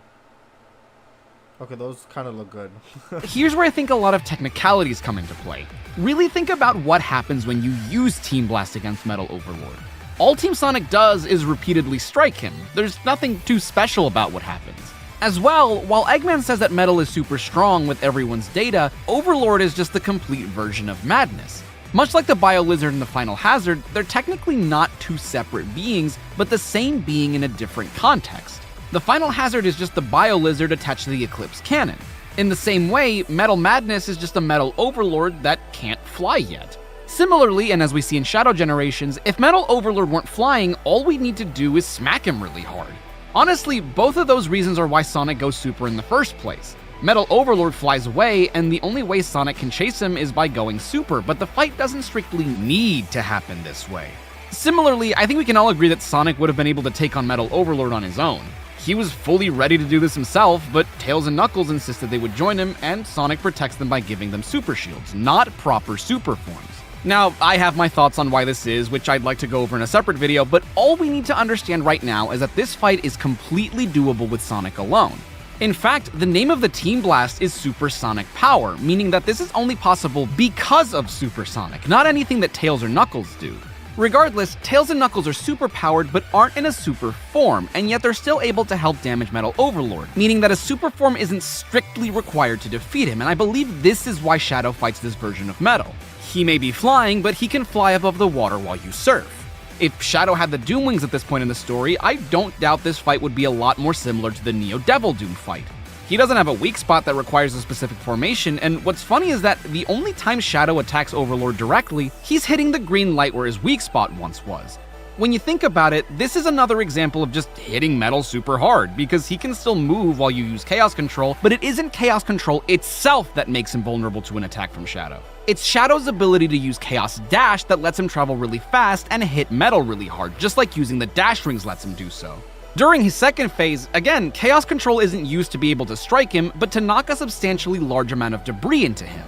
In fact, the rest of the fight doesn't require us to hit that green light since we're using Doom Surf to flick debris into Metal, again, just smacking him really hard, meaning that the Chaos Emeralds were never strictly necessary for this fight, they just made it easier to damage him.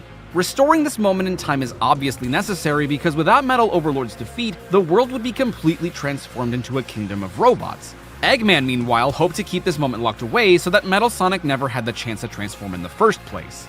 Mephiles is the most interesting one because I think his inclusion in the game is one that has the most visually evident lore implications. For one, it's the only regular boss not found in White Space itself, nor is it found in a castle. Instead, it's hidden in an underground area, someplace where you almost forget that you're in White Space at all. And the boss gate is only accessible by having the only Doom power that fully transforms Shadow into something he isn't. The rest of the Doom powers act as an extension of Shadow.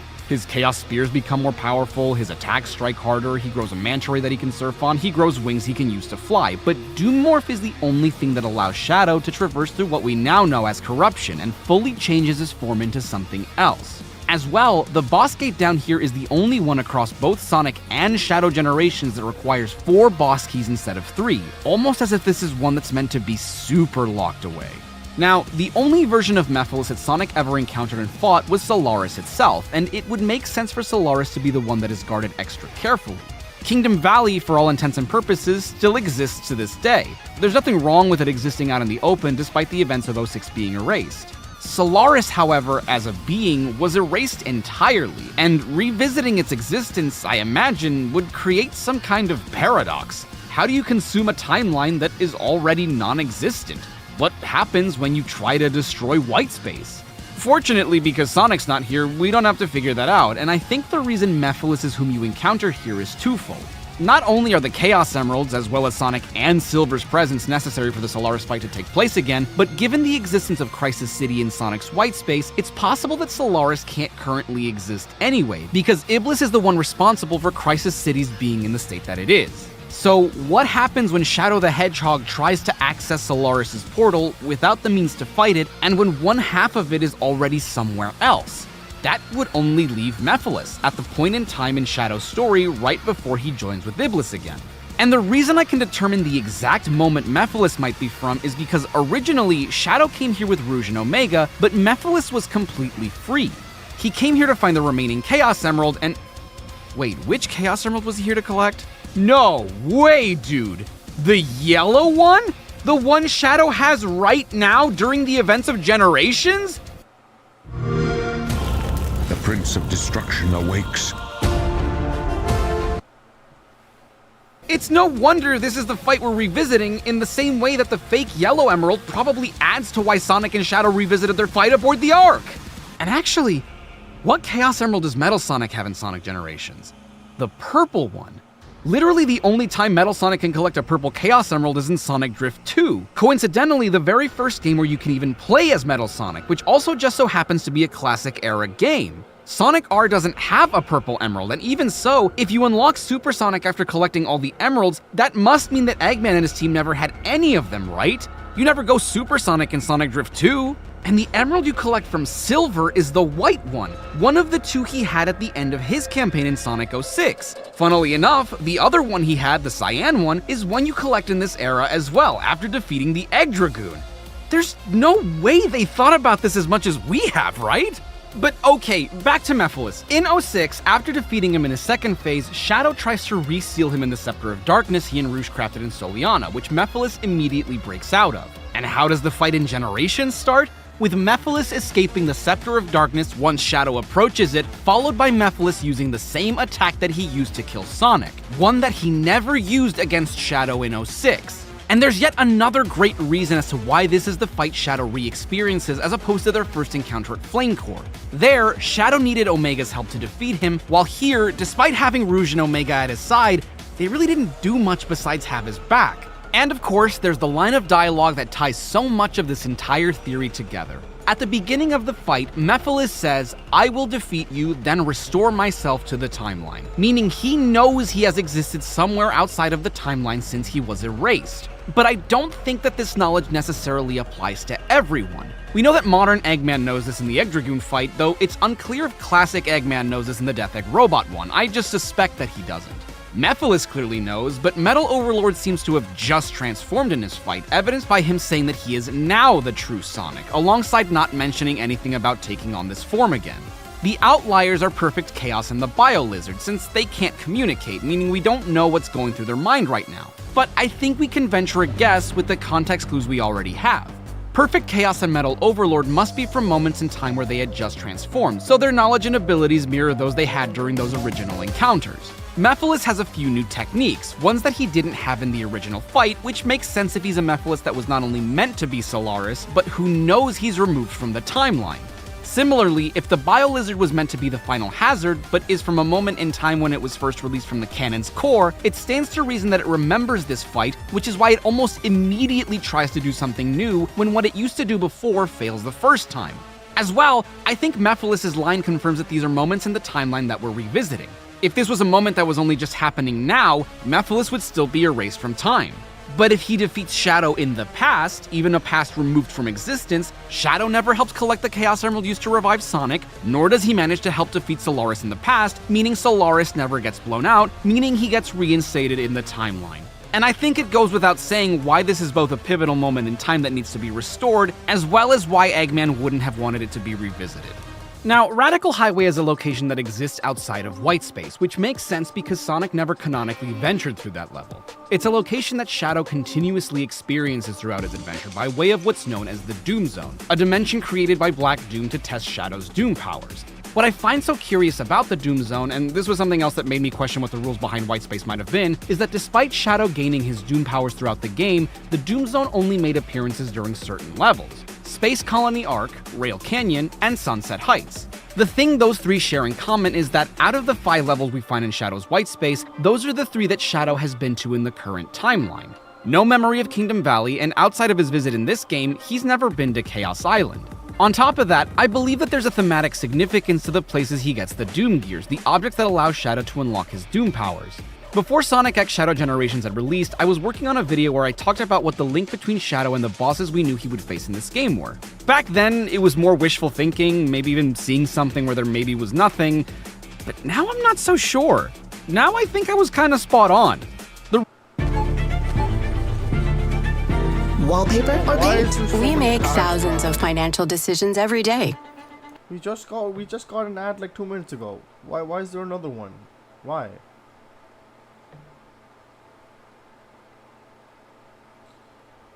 Oh my god, bruh. Oh, wait a minute.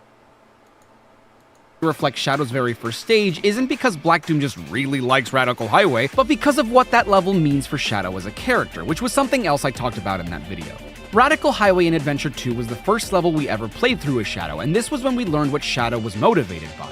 At this point in Shadow's life, he wants nothing more than to exact revenge on humanity for what happened to Maria. And though I doubt Black Doom has any connection to this place personally, we know that he can conjure and maybe even understand parts of Shadow's memory that he can then use against him.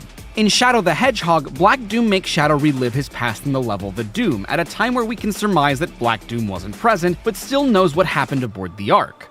He does this to remind Shadow of why he resents humans so much, in order to use Shadow as a warrior fighting for the Black Arms. Here, it's no different. The Doom Zone resembles Radical Highway so much because it's a place that should remind Shadow of his desire for revenge against humanity. So what does all this have to do with the Doom Gears? Well, think about when we get them. Despite there being 5 Doom powers and 5 White Space stages, we don't get a Doom Gear after every stage. We only get them in places where Shadow would feel the most vulnerable. We get the first one after completing Space Colony Arc, a place that holds a lot of painful memories for Shadow. This is where he was created and is where he lost the people he most loved. We get the second one at Rail Canyon, where he first learns of the existence of the Shadow androids. The third one is obtained after defeating the Bio-Lizard, a reminder of Project Shadow, the nature of Shadow's existence, and what it was he was meant to live up to. The fourth one we get after defeating Metal Overlord, a robot that has copied his data. If a machine can do that, is Shadow possibly one of the androids he encountered before? And finally, Mephiles, someone that seems to know Shadow very well and bears a striking resemblance to him. Though Shadow doesn't remember him, Mephiles too tried to get Shadow to resent humanity and cause their destruction, even trying to sow doubt in his friends. Shadow may not remember, but time left an imprint on his subconscious memory. Radical Highway is the only level that takes place inside the Doom Zone, meaning that it isn't part of White Space in any way, and we know this because the first time it happens is in Space Colony Arc Act 1, before the Time Eater does anything. This is one of the main reasons why I think White Space was meant exclusively for Sonic. Why would Radical Highway, a place that even Black Doom knows holds vital importance to Shadow's history, not be a part of his White Space? I think it's also worth mentioning that Radical Highway's second act is the only one in the game that isn't in 2D, but fully in 3D, adding to my theory that the Act 1s in White Space are Sonic's memory, while the Act 2s are taken from Shadow's version of events, if not entirely reconstructed. Act 1 is mostly taken from the original Radical Highway, while Act 2 has hints of Westopolis, but is mostly new, even introducing a Black Arms we've never seen before. And remember, even these fully realized versions of Radical Highway are still wrong. The buildings are upside down, sideways, the roads somehow make less sense than the original, there are things that shouldn't be there, billboards that make reference to the fact that you're in a dimension different to where you were before. You can't use Chaos Control here, your signature ability is stripped from you. They do everything they can to make it perfectly clear that this is not the Radical Highway we know. This is the Doom Zone, and it affects the entirety of Shadow's White Space. Boss gates now have a hard mode, new challenge gates appear that take one of the existing challenges and make them more difficult, and even the time switches around White Space are more challenging to complete. In fact, those time switches don't show up until you defeat the Bio-Lizard, And neither do Gerald's journals, held inside balloons that are carried by the flying targets you find in Rail Canyon, meaning the pages of Gerald's journal are somehow being protected by Eggman. Which makes sense when you consider that Gunn retrieved the remains of the journal after the events of Adventure 2, as stated in the note left by Professor Victoria to the commander. Quote, "This journal was recovered during the investigation of Dr. Eggman's stronghold following the latest incident with the Ark. The same diary that Eggman hands to Rouge in Adventure 2, and what a coincidence that they don't start to appear in white space until after the boss fight where we encountered the time switches and read the diary, protected by things Eggman used in the very next entry in the series. And yet, none of this ever affected Sonic. Sonic never saw the Doom Zone. As far as he knew, none of what Shadow experienced ever happened.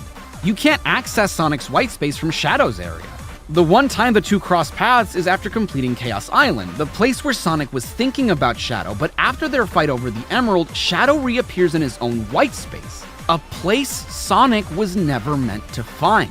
And what was another incident that Eggman likely wishes would never happen? Though far from teaming up with you, Dr. Eggman surely didn't want the Black Arms invading again, so it's no wonder that Black Doom and his minions only appear in the area of white space that Sonic isn't meant to visit. And there are no levels there that Sonic would be able to visit, since Sonic had little influence over that point in the timeline. Devil Doom all but confirms what our suspicions have been thus far. Low energy? Cliff it up! We just had an Do you go anywhere? Well then, earn 3 times the points on gas and EV charging. His fight isn't revisiting the one from Shadow the Hedgehog. This is a fight happening now. The Chaos Emeralds aren't necessary this time around. Just Shadow and his Doom powers. And nothing makes this clearer than his transformation into Neo Devil Doom, a brand new phase we've never faced before. And once Devil Doom is defeated, his influence in white space disappears almost immediately. The Black Moon is gone, Shadow's Doom powers are gone, and the Radical Highway platforms fade away too. But everything else in white space remains, except of course for Gerald and Maria, who begin to fade away as well. But why? Why would defeating Black Doom, who didn't know he'd end up in white space in the first place, be the reason Gerald and Maria are here too? As far as we know, none of the other characters return to their own time once Black Doom is defeated, so why do the Robotniks? Well, the only thing I can think is that them being here is an accident as well. If Black Doom's intent was to cause Shadow pain in order to be able to take control of his body, part of that pain may have manifested in the form of Gerald and Maria. But rather than being illusions brought forth by Black Doom, or characters brought here by Eggman, I think that Gerald and Maria being in white space is for a similar reason that the time switches, as well as Gerald's journal, appear. They're linked to events that Shadow restores. Shadow only notices Maria after restoring Space Colony Ark, and it seems as if both she and the Professor had only just arrived now. As well, and I'm only just realizing this, neither Gerald nor Maria ever mentioned seeing the Time Eater, meaning they simply showed up here from some point in the past, after Shadow's creation, but before the raid on the Ark. And if Shadow eliminates that which is trying to cause him pain, the source of his pain must disappear as well. Isn't it strange that some of these characters appear where they do while having no connection to these places? The same can be said about Sonic Generations, since some characters don't seem to have much of a connection to the place they're found near, but you could make the argument that they're trying to fill in the blanks. Tails wasn't in Sonic 1, but there's no one else who would be so closely related to Sonic's first adventure, so they put him there and Amy in the Sonic 2 location in lieu of a Sonic CD one.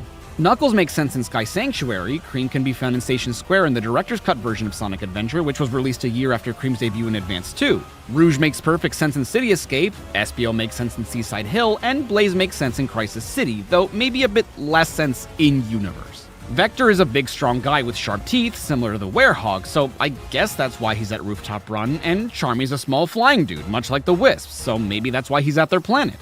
But in Shadow Generations even more so. Omega, as far as we know, has never even been close to the Ark. Orbot and Cubot made their debut well after Heroes, but fit the color scheme of the flying and power formations. If you think of Metal Sonic, another of Eggman's robots has the speed formation. Big, we didn't even know had been to Soliana until this game, and here's the thing, Sunset Heights and Chaos Island are locations from Sonic's future. If Sonic hadn't already rescued Rouge, nobody would be at Chaos Island, which makes Gerald and Maria's position at Sunset Heights make a bit more sense. They were never supposed to be here. But there may yet be another explanation. In the cutscene just before fighting the Time Eater, classic Eggman clearly has no idea who Rouge and Shadow are, meaning his future self never disclosed information about Sonic's allies or the enemies he makes in the future. And it's not just that he doesn't know who they are, clearly he wouldn't because he has no reason to, but it's as if he's confused that anyone else is here at all. That means that either modern Eggman didn't disclose the full plan to his past self, or that the Time Eater acted in a somewhat independent way, which makes sense when you consider that it specifically went to the Ark to place it somewhere in white space, not necessarily to take Shadow himself. Everyone at Sonic's birthday seems scared and are trapped in limbo. So why aren't the people in Shadow's white space? Omega says that he was hunting down the Time Eater when it unleashed a temporal anomaly, which explains why Omega seemed like he had just been knocked down when we first showed up. Black Doom just so happened to re-emerge at the same time on the Ark, which is why when we first appear, the Black Moon is entirely inactive. When we talk to Orbot and Cubot, they admit that Eggman had just followed the Time Eater and disappeared, meaning they're likely from the ending of Colors. We don't really know how much time has passed between the events of that game and this one, so it's entirely possible that they're saying that because that's the last relevant thing they remember. Big, as always, was just chasing after Froggy, and much like Gerald and Maria, he also never mentions the Time Eater, saying that he was just going about his day and somehow wound up here, entirely unrelated to anything. And again, I think his presence here explains a lot of how white space works. If you notice, much like Sonic Generations, you can't interact with the characters until you complete both acts of a stage, but that isn't true for Omega. He's fine as soon as we get here, meaning that these characters aren't necessarily tied to the locations we find them at, which makes a lot of sense. If Sonic had access to this part of white space, I don't doubt he would have found them in different locations. I'm not satisfied with something surface level. With continuous hydration, rich in ceramide. Big at Space Colony Arc due to his cameo appearances throughout the levels in Adventure 2, Omega at Rail Canyon as his debut game, and Orbot and Cubot at Sunset Heights, where Sonic sees them right before being sent to Null Space and again after returning from it. White space, null space, cyberspace, all places Sonic escapes with his speed. I'm not gonna get into that again. The reason I think he would find them here, despite them not doing much in Forces, is because he at least knows who they are at this point, and if they know Shadow, he probably knows them too. Since Shadow clearly has no memories of the events of 06, it's likely why Elise is nowhere to be found. And did you notice that we all end up here in pairs? Shadow and Omega, Orbot and Cubot, Big and Froggy, I assume he's here somewhere, and Gerald and Maria. But there are two key characters from locations that are here that don't appear anywhere: Infinite and Sage. My only guess is because they don't exist in anyone's memory yet, while these locations do.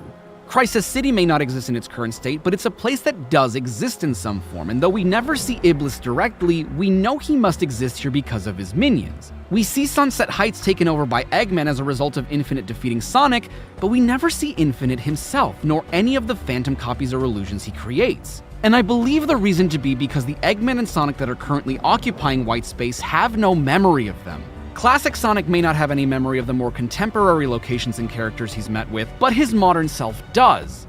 Something else to note is that Shadow restoring these moments in time has nothing to do with him facing Black Doom. Shadow could be anywhere, experiencing anything, and Black Doom would still test his new abilities. The levels Shadow goes through just so happen to be the backdrop where this happens. To wrap things up, I'm also going to talk about the DLC level Tokyo, which is an interesting little addition to Generations, and though we know that it's essentially non-canon, it's just a fun little side thing, I still don't think it contradicts anything we've talked about so far. The game calls the rift that contains the ring gate an anomaly, meaning that this is yet another thing that's not supposed to be here. Once we approach it is when the ring gate appears, something you can do as early as when you first arrive in white space, and we know that the characters we meet in Shadow's adventure don't just appear after we complete the respective stages we find them near. They're here as soon as we are too, and if Gerald and Maria are only here because of Black Doom's influence, it could very well be that this space-time rift is here for similar reasons. Once we enter, we're sent to what the game calls the world of movies, set during the events of the third live-action Sonic film, specifically the part where Shadow arrives in mainland Tokyo right after escaping from Prison Island following his 50-year encapsulation.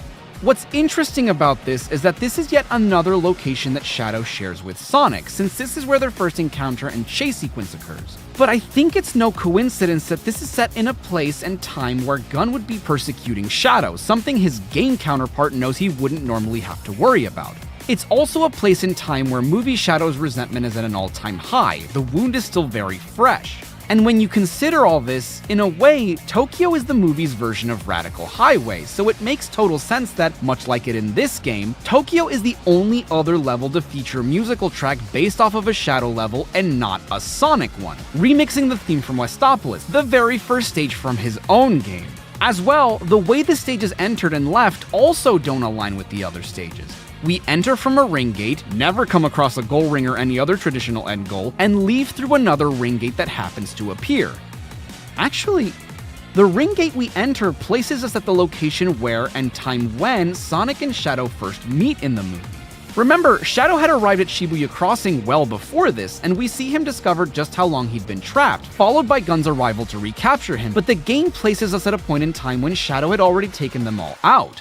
As well, the ring gate we exit from shows up at the location where Sonic and Shadow's fight ends, at the Tokyo Tower.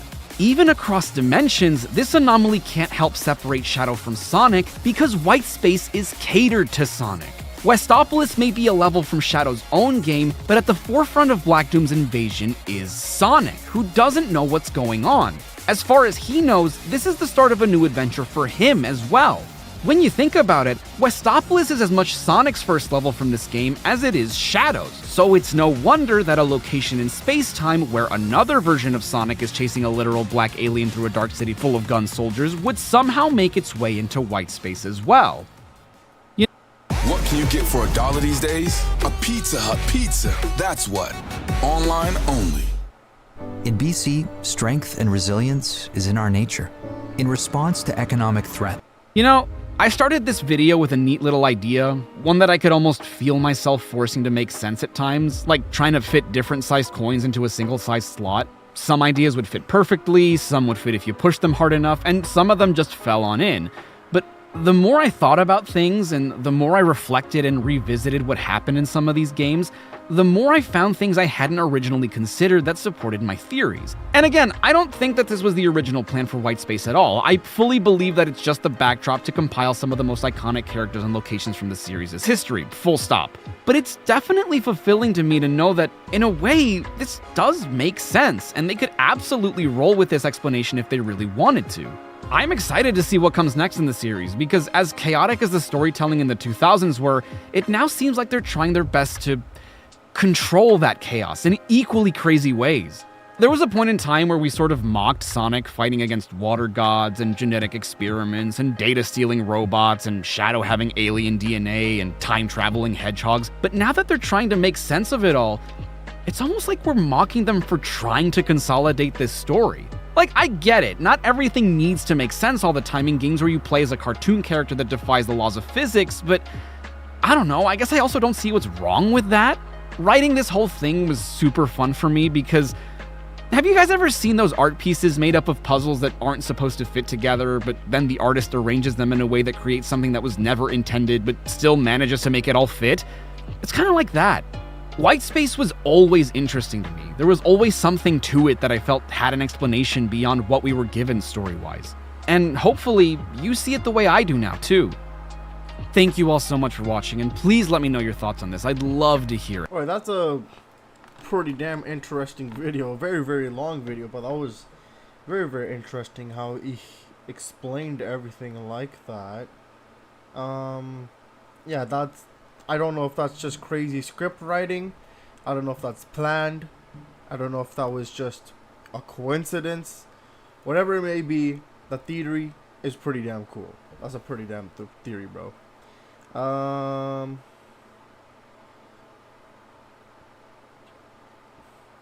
Shadow in Sonic Frontiers 2? Maybe, bro, maybe. Nah, lifting. I'm busy with life. Oh, okay. Seems likely, KR. That's still good, cheese. But yeah, I should be lifting more too. You know, it's okay, cheese. It's okay. Gut wants his Oreo cakes. Oh god, they cooked, bro. Making that bank. I wonder how long it takes other YouTubers to make these videos at this length. For me, it takes me a while to make them, bro. That's a very, very long time. Yeah, it takes quite some time, bro. A long time, I assume. Yeah, first you gotta do like your idea, then you gotta do script writing, and then editing, and then going over the script, maybe adding another thing or two, or taking stuff out, and then recording, and then finding footage, and then putting it all together, and then editing. Yeah, it's a long time, bro. It's a long process.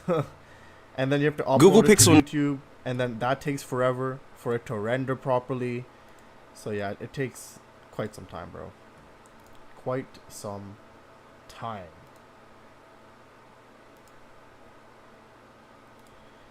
What in the world?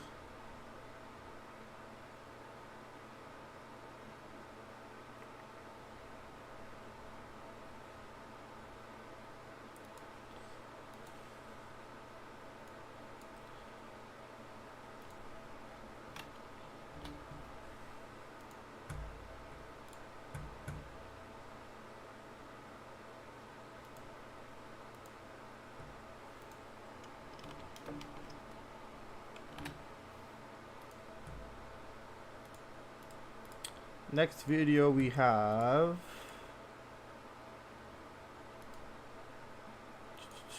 is, okay, it's this one. How do I put this? Why are people so bad at Sonic games? Okay, well, I feel like that's directed at me, but let's see what's going to happen. Oh, it's on mute. Okay, never mind. We can't even hear him. My bad. No, Sonic the Hedgehog can be a pretty divisive series, to put it lightly.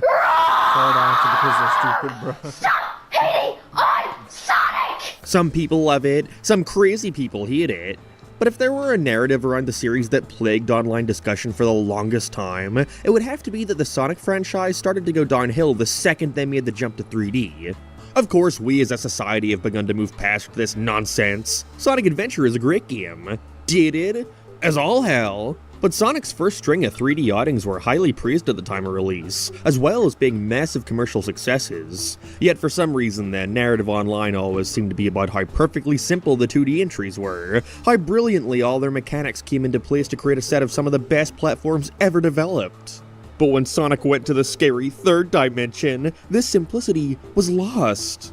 The basic, easy to pick up and play control scheme has been made infinitely more complex when taking the added access into account. The games were too fast. Sonic had become impossible to control without careening off the side of the stage. Bottomless pits became the player's biggest enemy over, well, the actual enemies. What were they thinking? No, this isn't a video about Sonic's jump to the third dimension or whether or not you can justify these criticisms. Not fully, at least.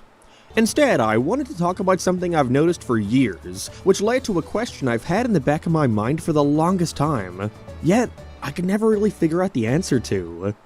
At least, not until today. And that question is, why are people so bad at Sonic games? The 3D ones, specifically. But first, sleep much? In this economy? Personally, I've been getting fantastic head during the deep sleep, which is automatic gift. So once again, be sure for sponsoring this video. It's almost comical how 9 times out of 10 when you see a person spout this rhetoric of how bad the 3D Sonic games are, you'll see that exact same person play the game, and they suck at it. It makes you wonder in certain cases, is the game actually bad, or are you? Obviously that doesn't work in every case. Being bad at a game doesn't always mean it's some misunderstood masterpiece you just don't get. And you can be a pro Fortnite gamer at certain games and still think they suck. But my perspective comes more so from noticing an almost unwillingness to engage with a Sonic game's mechanics, and then proceed to call it terrible when said game rightfully punishes them for it. But even beyond all that, it's not just Sonic haters I'm talking about. There just seems to be something about 3D Sonic games, the early ones specifically, that give them a much higher barrier of entry compared to his contemporaries like Mario or Crash Bandicoot. I have extremely vivid memories of letting my little cousin play through Sonic Adventure 2, Heroes, and Generations after we sped through most of the Mario games. And there was just something about it he didn't get. I noticed when he died he'd get much more agitated than he did when playing other games, as if he felt the deaths weren't his fault. Not to say there's no kid out there who could pick up and play these Sonic games. I was that kid, but it's certainly a lot harder to get into for the average person. In fact, this thought came to me while watching 2 videos. The first was an IGN clip of the cast of Sonic 3 playing City Escape, where Ben Schwartz, who's meant to be promoting what's basically Sonic Adventure 2 the movie, says, Well, I got the game to play on Xbox, and I found the controls to be so difficult that I watched a playthrough. And the second being a very old stream the official Sonic social media did with current Sonic voice Roger Craig Smith, in which they similarly got him to play through City Escape. Went about as well as you could imagine. Oh, come on! Is this why everybody likes City Escape? I'm hitting A when I should be hitting Sonic X. angered the police, so... Why am I, like, oh, look. So I'm pressing the button as soon as I get to it, and it's not happening. Oh, come on! It's so not fair! I pressed the B button! They're math, but... Oh! Okay, you can do this. You're gonna take... Come on! Oh, why did I do that? Why did I do that? You should have told me not to do the homing attack. This is really frustrating. When it comes to City Escape, the funniest part to me is that 9 times out of 10, it's the same moment that stumps people. The same moment where their skills are put to the test, and more often than not, it results in their death. That section is...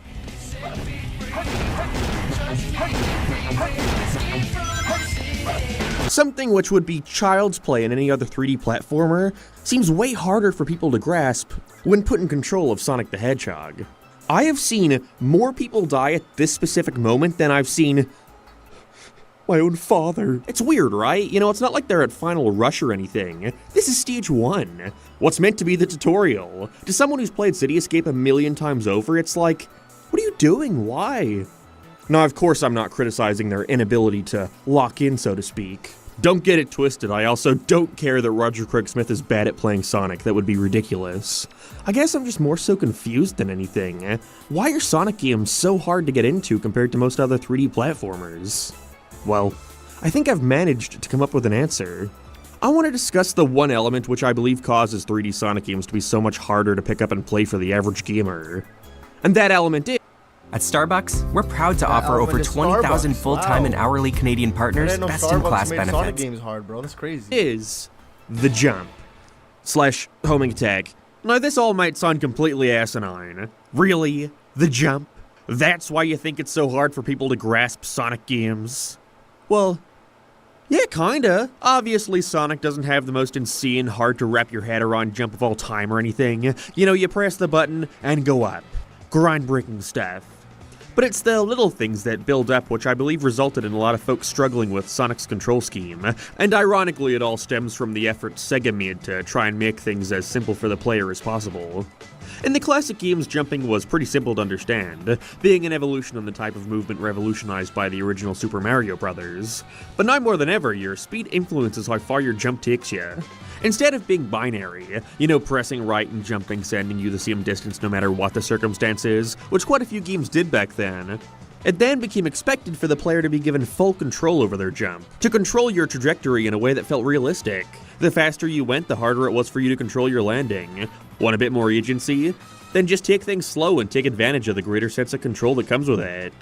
Once again, influenced by Super Mario Bros., the way Sonic interacted with enemies only aided in keeping the player's flow. If you want to be more cautious, you can slow down when you see an enemy and bonk them on the head, or take the safest approach possible, of rolling into them, the disadvantage there obviously being you're completely at the mercy of the level design. Whereas, if you feel skilled and, most importantly, confident enough, you can take the option of jumping into enemies without slowing down, trusting your jump and keeping your flow as a result. You can get some insane height by doing this. You're basically treating the enemies like glorified bounce pads. I can't think of anything more Sonic than that. In 3D, a problem arose, however. With a character as fast and unwieldy as Sonic, how can we alleviate any frustration that may come with tediously trying to land your jump on enemies? Of course, we all know this sparked the creation of the homing attack, a move which lets you home in on nearby targets to make sure there's no chance of missing, as well as the air dash, basically just what happens when you perform a homing attack when there's nothing to home in on. This was an incredibly smart decision on Sonic Team's part, especially given the super short turnaround Sonic Adventure had, being developed over the span of only 10 months. They most likely didn't have the advantage of getting to test out Sonic's controls over and over again to make sure they were perfect. I mean, for comparison, it's said that Nintendo spent roughly that same amount of time on Mario 64 just on making sure Mario was fun to control.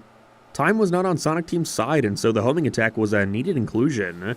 I think, in hindsight though, the implementation of the homing attack ended up having pretty major ramifications in the way some people approach Sonic games, and that they used the homing attack as a crutch.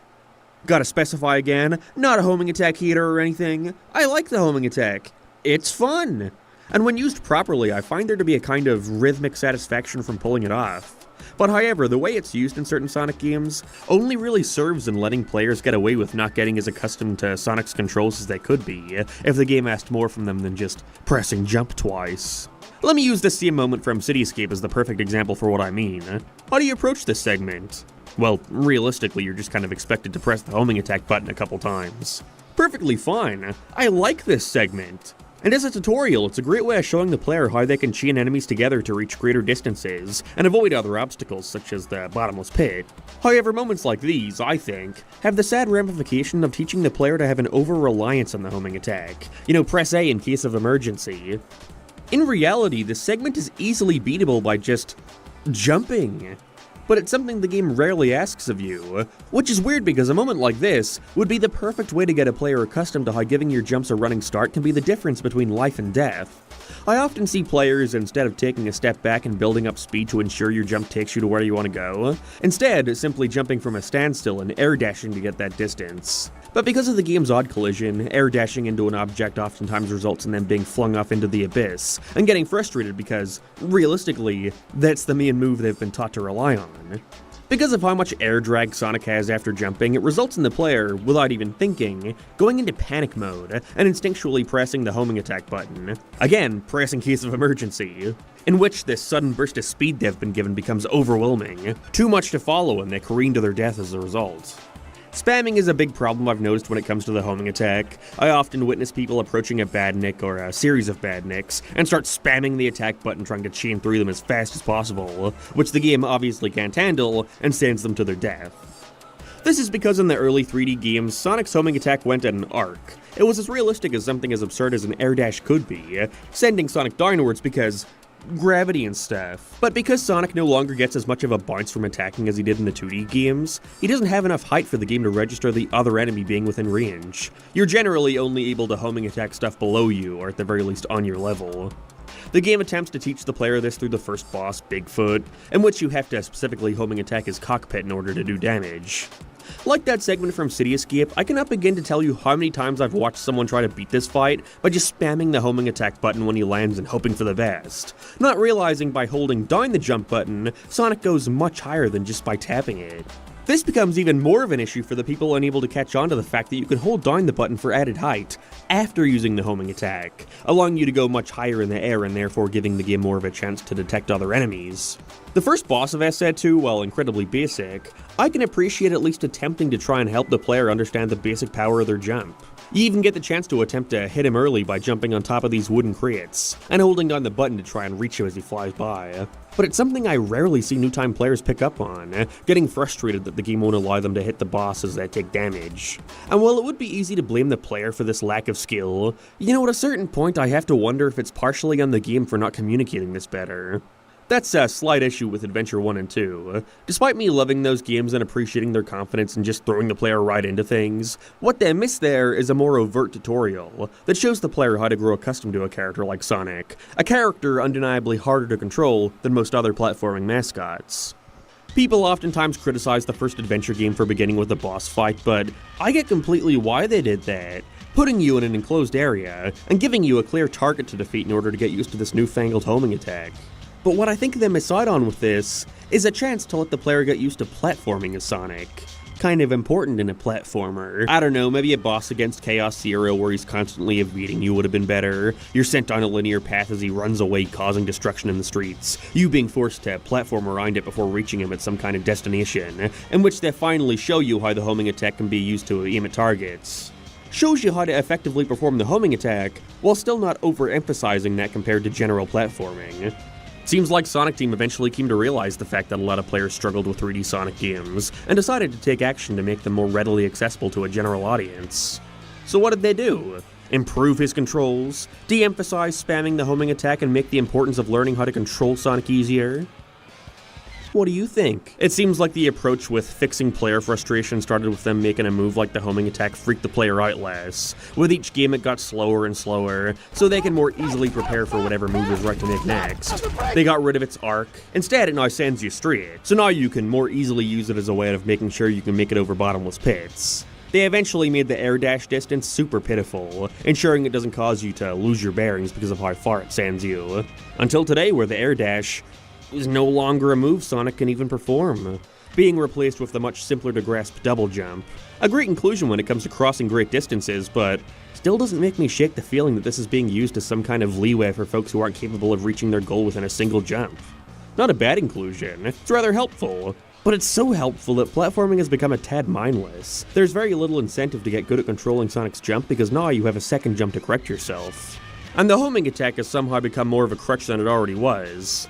In another universe somewhere, there's an evil, fucked up Sega who with each new Sonic game de-emphasized the homing attack, allowing for it to be used at what it was always intended on being, an aid. A little bit of help for aiming such a fast character in 3D. Not his primary function. Overall, I like Sonic Frontiers, but it's hard not to deny that for a majority of time spent in these massive open zone environments, all you're doing is pressing a single button. They've even simplified the range even further, by allowing you to YouTube Premium is ad-free YouTube, and exclusive access to all things. now hit targets from below Sonic, removing any sense of realistic physics by having Sonic awkwardly shoot himself upwards. Like, okay, let me do a test. When approaching the 4th island, I was really excited to see how they would tackle you climbing these truly massive towers. Oh boy, what have I got to do to get up there? Alright guys, alright gamers, here's how many button presses it takes me to get to the top of one of these towers in Sonic Front. It's so big I can't even view the camera that high. Jump. Jump. Oh. Okay. Jump. Jump. Jump. Jump. Jump. Jump. Jump. Jump. Jump. Homing, homing, homing, homing, homing. Jump. Didn't even use that jump, I wasted it. Homing attack, homing attack, homing attack, homing attack, homing attack, homing attack, homing attack.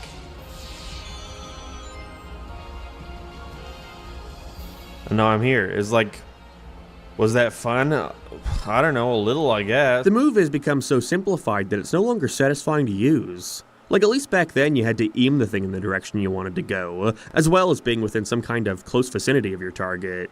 However, with time, the range in which you can perform the move has reached a ludicrous degree. The downtime you're forced to spend between attacks in order to ensure you're not spamming the move makes you feel like you're moving at a snail's pace. They've stopped the spamming issue altogether by no longer making it an option. And I think the most disheartening thing about it all is that this undeniably worked. I mean, think about it. Pinpoint to me all the frustrating moments from playing as Sonic in the first few 3D entries. My mind jumps to the shoddy hit detection in Skydeck, missing a reel in Final Rush, that pumpkin chain in Heroes. It's easy to assume that when watching someone play one of these games for the first time, they're going to have experienced at least one death at these parts. However, in Forces, Frontiers, I just can't think of any because half the time I feel like I'm on autopilot. And people love it. Because of this lack of frustration, because of the constant spectacle given to the players for basically just pressing a single button, it almost feels like the game is tricking the player into believing they've done more than they actually have. Alright, next Sonic game, Gross. I love it. I love this game. Great job, Sonic team. This was set to Sonic Forces? Every Sonic game that releases, no matter how polished, no matter how fun, just feels like you're doing the same series of actions you've been doing since Sonic Adventure. Only each subsequent time it gets more and more mindless. There's been no evolution. No matter how fun I think some of these games can be, it's hard not to deny that for the most part they've consisted of performing the same action over and over again for the past 25 years. Why? Because it's easy. Games like Unleashed or Generations, in my opinion, could get away with a simplification due to their high speeds, the fast reflexes they expect from the player. The challenge seen there primarily comes from more than just the platforming. But in an attempt to make the games as accessible as possible, I believe Sonic Team have taken the easy way out by actively leaning into this crutch, by not expecting more from their players, by catering to this lack of engagement, whether it be from the automation to the simplification of moves. To me, it all comes back to the jump. Something fun I like to do while playing through Shadow Generations is try and beat a stage while actively engaging with as little automation as possible, and it made me realize these characters are more than capable of doing this.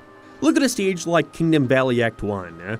Most of these jumps Shadow is completely capable of making on his own, and so I can only wonder, Why is there a spring sending me over here? Why doesn't the game trust me to do it myself? Why don't they involve a different mechanic that results in the same outcome of using a spring, yet requires more from the player than just homing in on it? Why doesn't the game trust me to do it myself? I don't think this is intentional on Sonic Team's part. I just think they've focused on the wrong fundamentals of Sonic. It's not the springs or the dash pads or the boost. It's the satisfaction of knowing you used your abilities, as well as your surroundings, to get to where you wanted to go. That's what makes skipping the bridge in Emerald Coast fun. That's what makes real jumping in Frontiers fun. That's what makes Sonic fun. So again, we reach the question, why are people so bad at Sonic games? Because Sonic games let them. Damn, bro. Wow. Damn.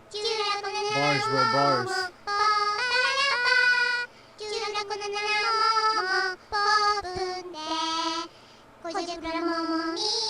Right, bro, that's cool. Yeah, I mean, I guess he's right. The game, they try to, I guess, make it a bit more simpler so people don't get too frustrated. I think, wasn't that like a complaint for Frontiers or something too? Don't they say that something was too easy and then they're like, alright, fine, we'll make it hard, and then they made it really hard and then people started complaining that it's very hard? Didn't that happen? I swear that happened. Or I might be tripping. Was it Frontiers or was it something else? I think it was Frontiers. I think it was. Yeah. I mean, they have hardcore, and apparently that's very, very difficult. So, if you want to challenge yourself more, just play hardcore more. Hardcore more, bro.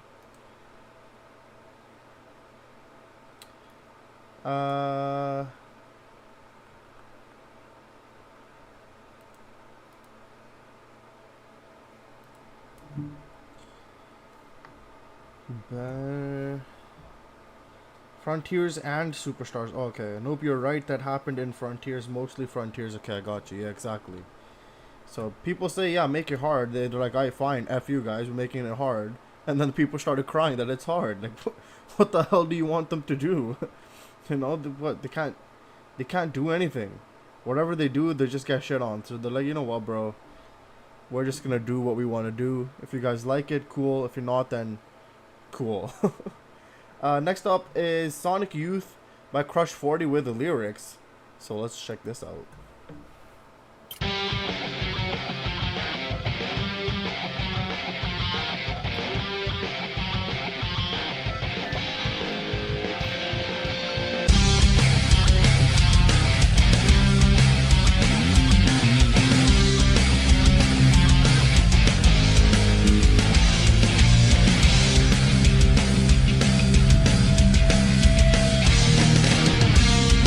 Well, I've opened my heart.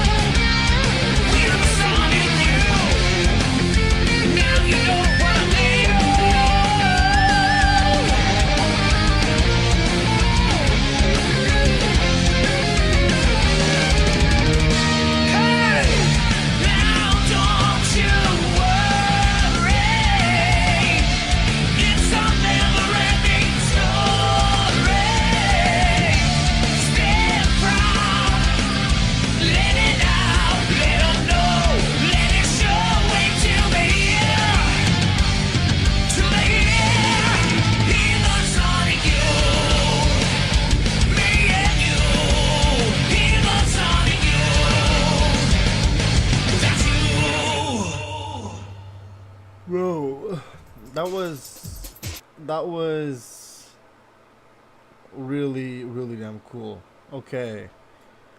I had no idea this song was even a thing. I really like the mentions of so many songs and even some games as well. That was really cool. That was really, really cool. Good job by Crush 40. Okay. Although a good portion of Frontiers have me thinking, how the hell do I get over there? Gotta respect all the people in the 2000s who crafted the art of AMVs. Bro, I am so old, bro. It's not a Sonic song. It definitely feels like one. It is a song playing tribute to series. You've heard it before. You just don't remember. Oh, we have? Okay, I don't remember, bro. We've listened to so much. Like, it felt like I was listening to the first time. So, all right. We're gonna get into some AI meme compilation again. This time's number 4, so we're going way back. We're going back in time. Okay. I hope Sonic Channel's still here. Uh-oh. Right off the bat, Shadow has a message for us. Oh. Shadow says this effing content isn't for damn kids. Okay, well, you heard your warning, guys. Let's get into it. This fucking content isn't made for damn kids. Shoot, I hate this wind. Your phone ringing. Your phone ringing. Big boy, come pick up your phone. Okay. How you know pick up your phone? Your phone ringing. Your phone going to go to voicemail. Goodbye. Alcohol is cool, but have you ever had someone care about you? Me neither. Pass the bottle. Sir, this is a family restaurant. This makes me feel like a rat. My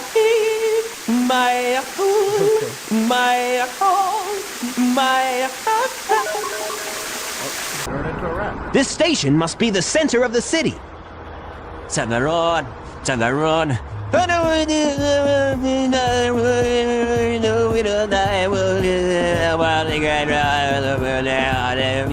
Shouldn't we call a doctor? It's already too late for that, Tails. I believe it's the crack.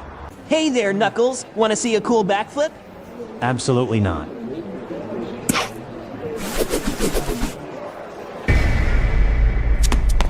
Don't look behind you, William.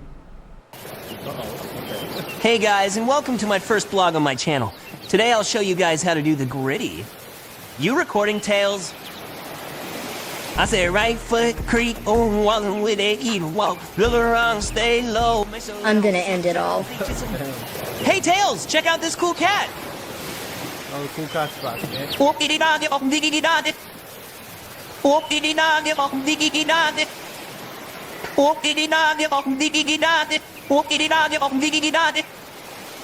Chippy chippy chapa chapa lumbi lumbi da da da da Mikey goni goni lumbi boom boom boom boom. Absolutely terrifying. Okay, now we got a delicious waffle cone. I love waffle cones. And what the heck? Bro, we're adding sprinkles and oh my, that looks insane. That also looks very unhealthy. Adding M&Ms? What? Now we're adding chocolate as a base to cover it? This is a witch's hat. Bro, this looks delicious. On its own, oh, it cool on it cupcake. What? Bro. Okay. My mind is blown right now. My mind is literally... Okay, they're even adding hair. I can hear the wind in the distance. Yo,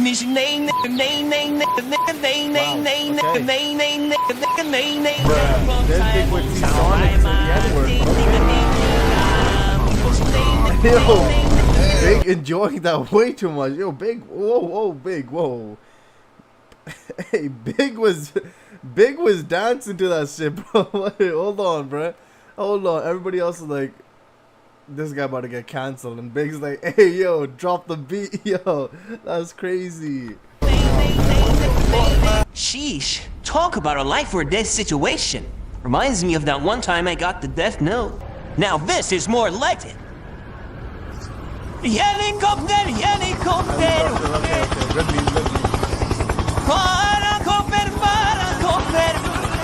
Okay, Okay. I'm not even procrastinating anymore. I'm straight out not working. I'm so sad. Please send cute pictures of your credit card. Okay. I'm leaving you. You'll never find someone like me. Yeah, that's the point. Yep. I'm a vato gentleman. Oh, damn.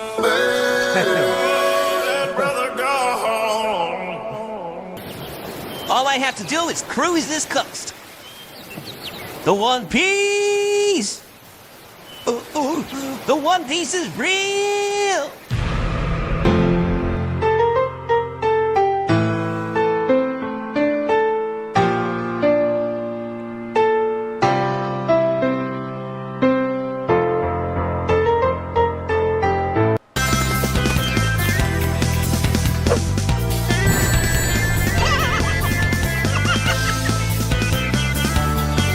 And every second I waste is more than I can take. I've become so numb. Dame da ne, dame yo, dame na no yo. This song is such a banger.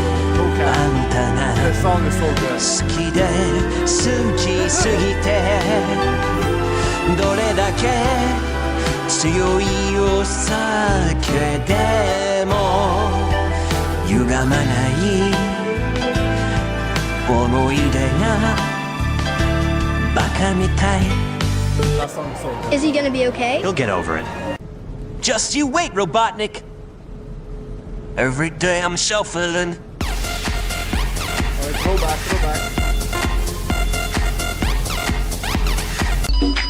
Oh, okay. Alright. That was it for this AI meme compilation. Not bad. We didn't.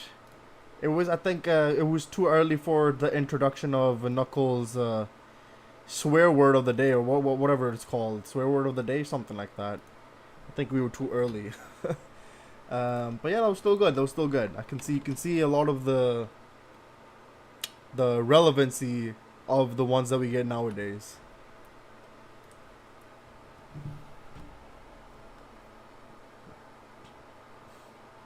Big was just vibing. He was just vibing. Very epic. Sonic doesn't care about getting cancelled. Yeah, bro. He's like, bro, F it, bro. Alright, Vile Durmex? I think that's how you say it, right? Durmex? That was fun. My favorite was the Sonic say oh, of course it was, bro. Of course it was.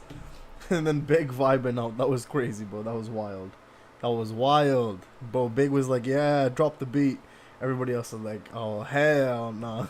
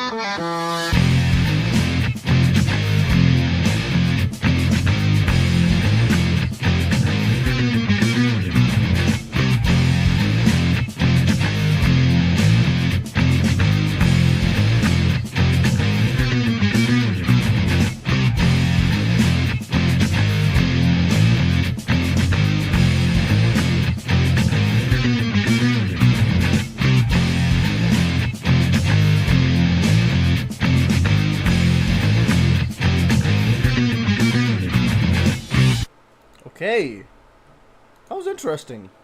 A few switch ups, and it was cool. It was cool. Okay, let's see here.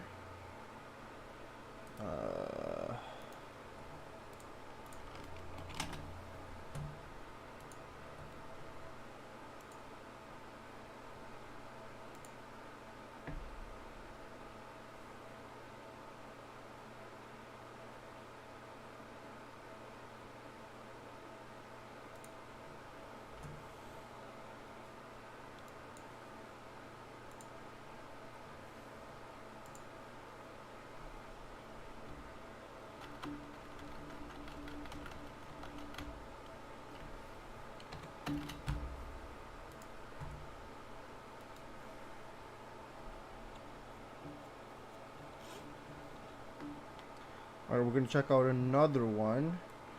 It's not a Vile song anymore. It's going to be on the upcoming album as the bonus track. Sounds good. Very epic. Yeah. Okay, we're going to check out this one up till 2608. Reawoken. Alright.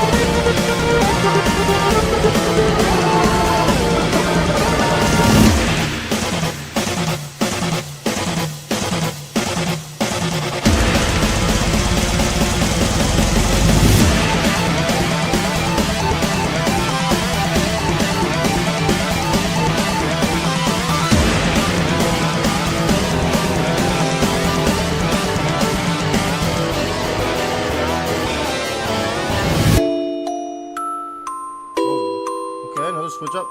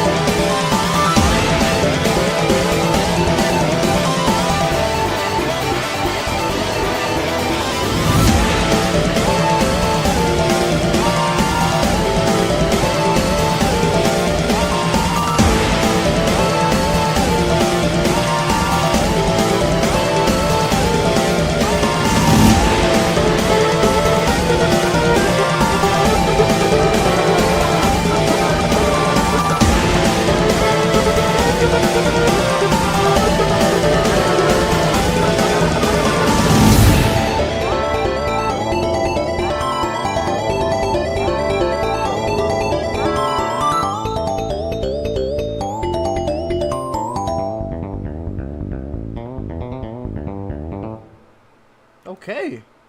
Wow. Okay, that was nice. I actually really like that. I noticed a lot of, for these songs from Vile, they have this little pause in the middle, kind of like a piano or just a kind of like a pace slower. It slows down the pace of the song, and I think maybe it just gives you a little bit of time to just breathe for a second before getting back into the music. But it is cool though. It is cool.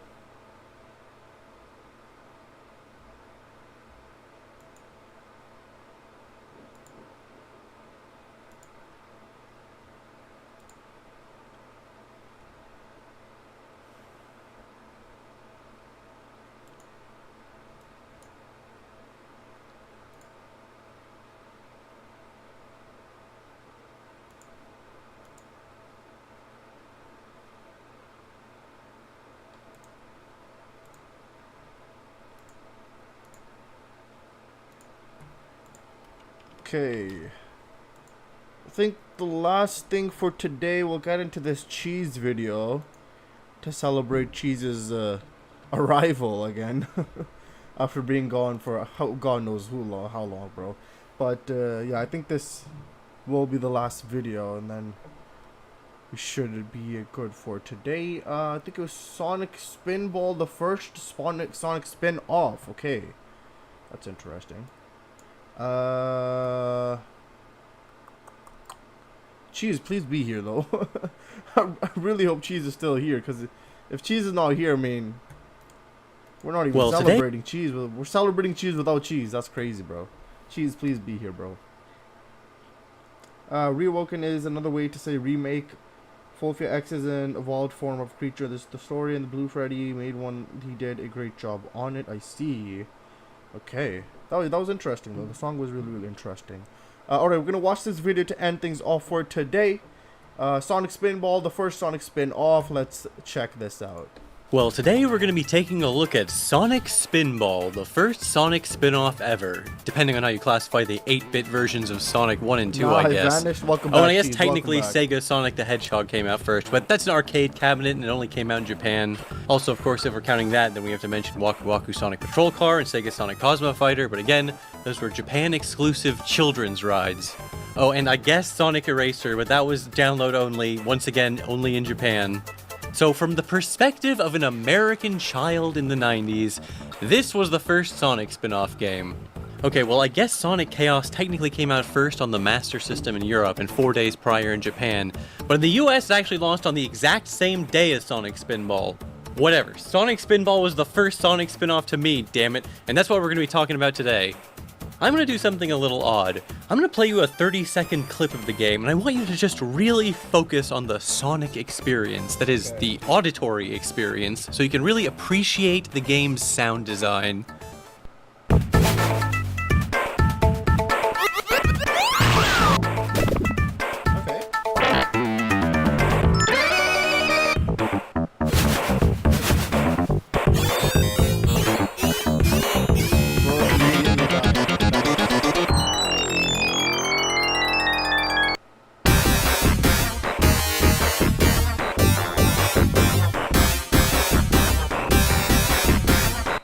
It's got that crunchy Genesis twang to it.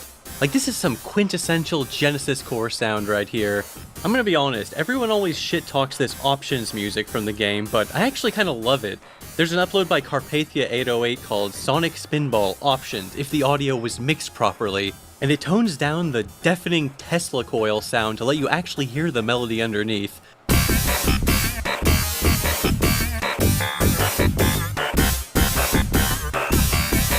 This version is definitely a lot better. Honestly, the whole soundtrack goes kind of hard. Speaking of listening to things, fuck you, ad time. Wow. That's right, this video. Okay, F you too, hate then, here, bro. How much you got? 30 years. Can't I didn't ask. Brought to you by Professional. Clearly didn't ask. Honestly, this game is just weird. I'm sorry, I know I'm a professional YouTubersman, it's my job to be more descriptive than that, but it's just kind of hard to explain. It's just a weird game. It's got crazy vibes, especially if you're coming off an actual mainline Sonic game. It definitely feels a bit awkward and stiff to control. Like, eventually you can kind of get used to the controls, but the game still has this weird energy to it. It's kind of like a pinball platformer hybrid, while you definitely spend most of your time bouncing around between flippers with only brief platforming interludes. The premise for every level is you have to find a certain amount of Chaos Emeralds before you can fight the boss and finish the stage. All the emeralds look like blue rupees, and you collect way more than 7 of them over the course of the game. There's like 16, but whatever, that's fine. My main complaint is, why are they all blue? Like, if you're gonna make them all one color, it should be green, because they're fucking emeralds. The screen at the top is always giving you these weird-ass messages, like, worm-bagged. I mean, it's kind of funny seeing it say shit like, bust teeth. As a kid, like 95% of my time playing this game was in the first stage, Toxic Caves. I'm honestly not sure I ever even made it past level 2 without cheats. This is a hard game, you only start with 3 lives. But thankfully this game does have a level select code, allowing you to access any of the game's 4 levels. Yeah, I also thought it was kind of odd it only had 4 levels, but considering how hard it is, I think that was fine. It also makes sense when you consider how rushed the game's development was. Sonic Sprite is very goofy looking in this game, especially when you directly compare it with the other Genesis titles, but it's kind of cute in its own way. I like when he's paddling in the barrels. His death sprite, along with the sound it makes and the way he shakes, cracks me up every time. During the intro, we see Tails piloting a plane that's clearly not the Tornado. It's blue and has a propeller in the back. It's kind of cool looking, too bad we never see it again. He also has a unique but different plane in the intro for the Game Gear version. Another kind of weird feature is you can change the game speed in the options menu between normal and fast. Not that many Sonic games have the option to just make everything faster. The bosses are interesting. I always like the freaky Robotnik Scorpion thing, and in the machine you destroy a Roboticizer, which I thought was pretty cool. And who could forget the weird Robotnik faces? Honestly, I think the weakest boss is the final one. There's a lot of really great information about the development of the game on the Sonic Retro page for Spinball. The game was developed by Sega Technical Institute, or STI. Oh my god, did they actually call it STI? Yes, shut up! Back then, STIs were called VDs anyways, you fucking idiot. So Sonic Spinball was developed by STI, but specifically the American branch.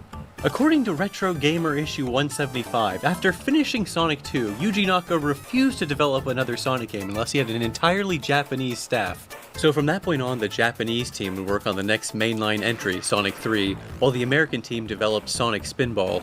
This game was mainly developed solely to have a new Sonic game for sale for the 1993 holiday season, because it became clear that Sonic 3 wouldn't be ready in time. I mean, we all know the fucking history with Sonic 3 and Sonic and Knuckles being split up. Anyways, that meant the whole game had to be finished in just 9 months. I'm not really enough of a nerd to fully understand the implications of this, but this game was programmed in C instead of assembly, which was the style at the time for most Genesis games. This apparently significantly sped up development, but it impacted the game's frame rate and performance.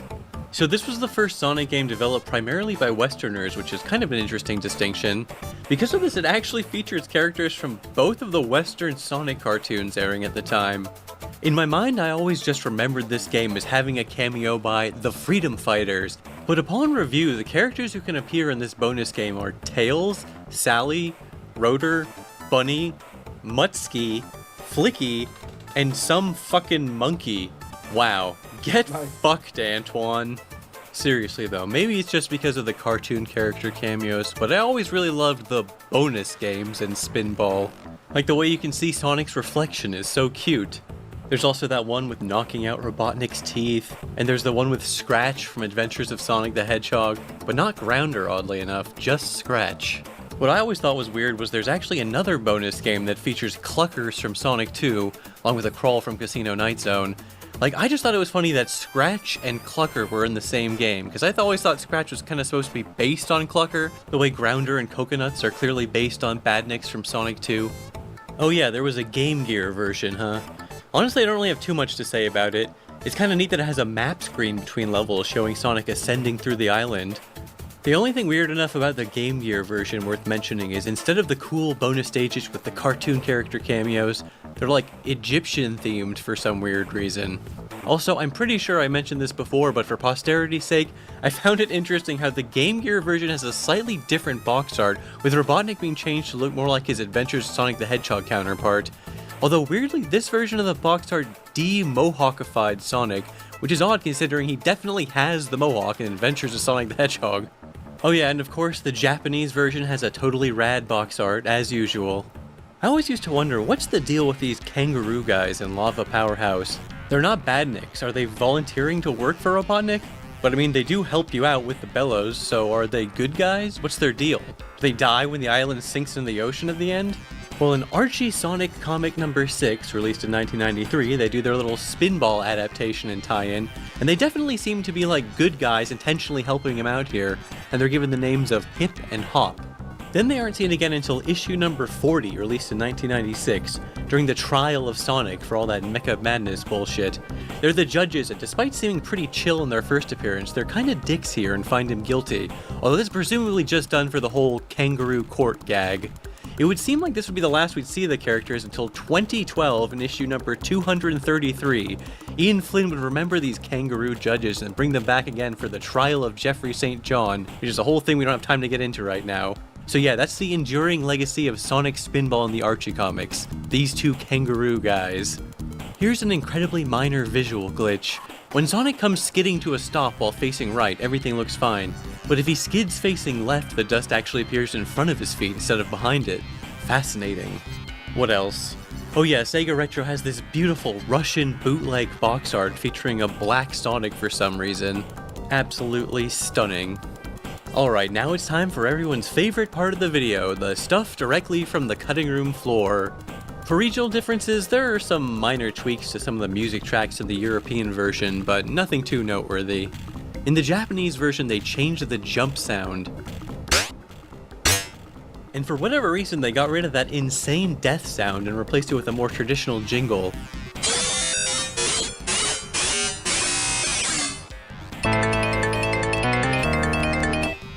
Sad because that stupid sound effect is one of my favorites. In terms of prototypes, there are a few leaked builds over the years, but honestly nothing too exciting. There are a couple builds that are virtually identical to the final version. The earliest one we have is from August 1993, a few months before release. The game is mostly complete, however there are a lot of bugs in this version. One of the more notable differences is the animals that pop out of the badniks are different. Instead of being all birds, there's also a bat, a butterfly, and a bee. There is one prototype that has a somewhat interesting story behind it. There's a prototype that's almost identical to the final build, except the main menu and game over tracks are remixes of the versions found in Sonic 1.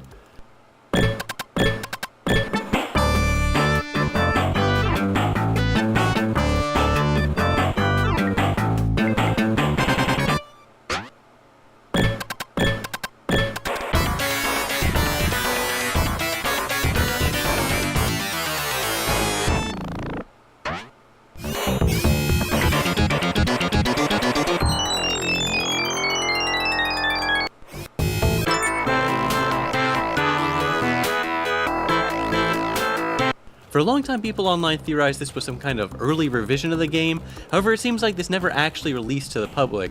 According to an interview with artist Craig Stitch from Sega 16, during the wrap party for Spinball, some of the Japanese STI staff working on Sonic 3 stopped by to chat. Hirokazu Yasuhara saw the opening sequence and asked them how they managed to talk Sega into paying for the rights to the Sonic 1 songs.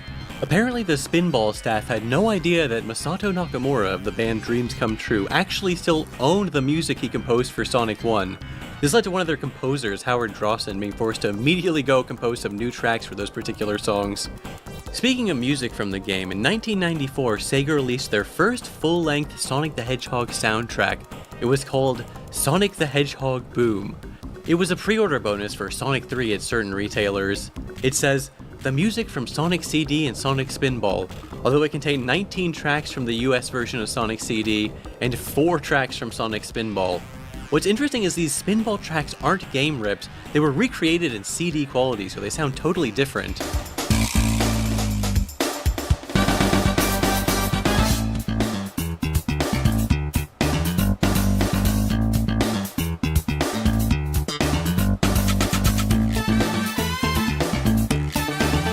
In 1993, Drawson was also hired to put together an album called Virtual Sonic, enhanced music inspired by the worlds of Sonic. This is an album that features mostly original tracks that are somewhat Sonic-esque or at least inspired by Sonic, Like, there's a take on the Knuckles theme from Sonic and Knuckles. There's a track called Sandopolis, which doesn't really sound anything like Sandopolis Zone, but it's still pretty cool. Anyways, this album once again features new takes on the Spinball theme and Toxic Caves.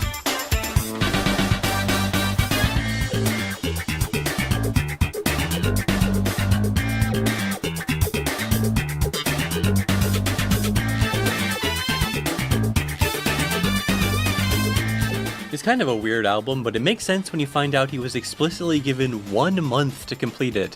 He mentions in a 2009 Gama Sutra interview that he begged for more time but was denied.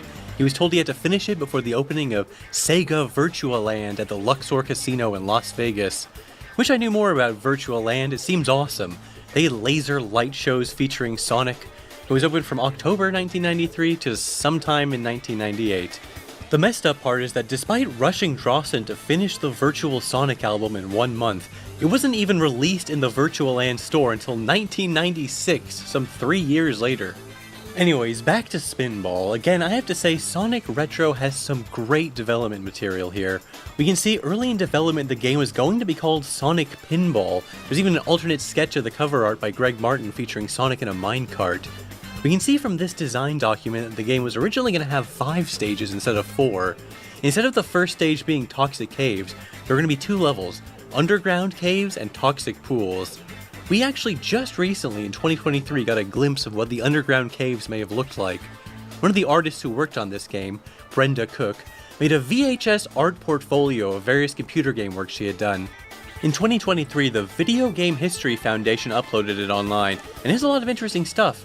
Some not related to Sonic at all, like Dick Tracy and Kid Chameleon, and also has some of her work on the Sonic series. Particularly these Sonic 2 scenes and the origin of those Dust Hill screenshots caused quite a stir when this came out. But for the purposes of this video, we need to look at these backgrounds, which are believed to be from the unused Underground Caves level from Spinball. Finally, let's take a look at some pre-release footage of the game. The earliest known footage of this game was a pitch video shown at the 1993 Winter Consumer Electronics Show. This was just an animated concept video developed by STI on Amiga hardware, and it was still known as Sonic Pinball at this point in time. At the 1993 Summer Consumer Electronics Show, the Sega booth had a video preview of Sonic Spinball, showing a gameplay mock-up. We mostly have screenshots from magazines rather than video from this event. There are a number of differences, such as the title screen having a flipper which says the Hedgehog instead of the text being in the middle like the final version. The opening cutscene appeared to take place during day instead of night. The island looks different too. The Teeth bonus stage also appears to be somewhat different from the final version. And most fascinating of all, it appears this version was also going to have level transitions originally. Luckily, there is one more source of pre-release footage for the game, a promotional tape from the Spanish gaming magazine Hobby Consolas. This is a tape showing off a number of upcoming releases, and it actually has footage of the level transition scene, but it appears to look different from the version shown off at CES Summer 93. And weirdly, it shows Sonic in the final boss fight, but Robotnik isn't in his pod. We also get another look at that different version of the Teeth bonus game, but that's it though, it's just like a little 20-second preview.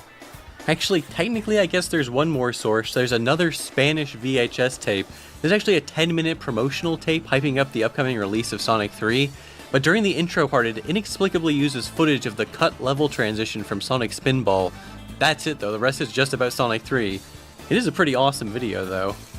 Alright, so you know how there's only 4 levels in this game? Well, what happens if you use a Pro Action replay code and set the stage value to a higher number? Well, obviously there's no data for these non-existent stages, so it just returns a bunch of garbage data, distorting the visuals and audio, and usually instantly killing Sonic. I mean, there are technically thousands of these garbage data stages, and thankfully back in 2012 a user named PokemonFan4000 uploaded a video going through the first 252 of them, which is an hour and a half long. It's kind of awesome. Sometimes crazy shit will happen, like a bunch of the death sounds will overlap with each other. Seriously, if you're a hack creepypasta writer looking for inspiration, you should check some of these out.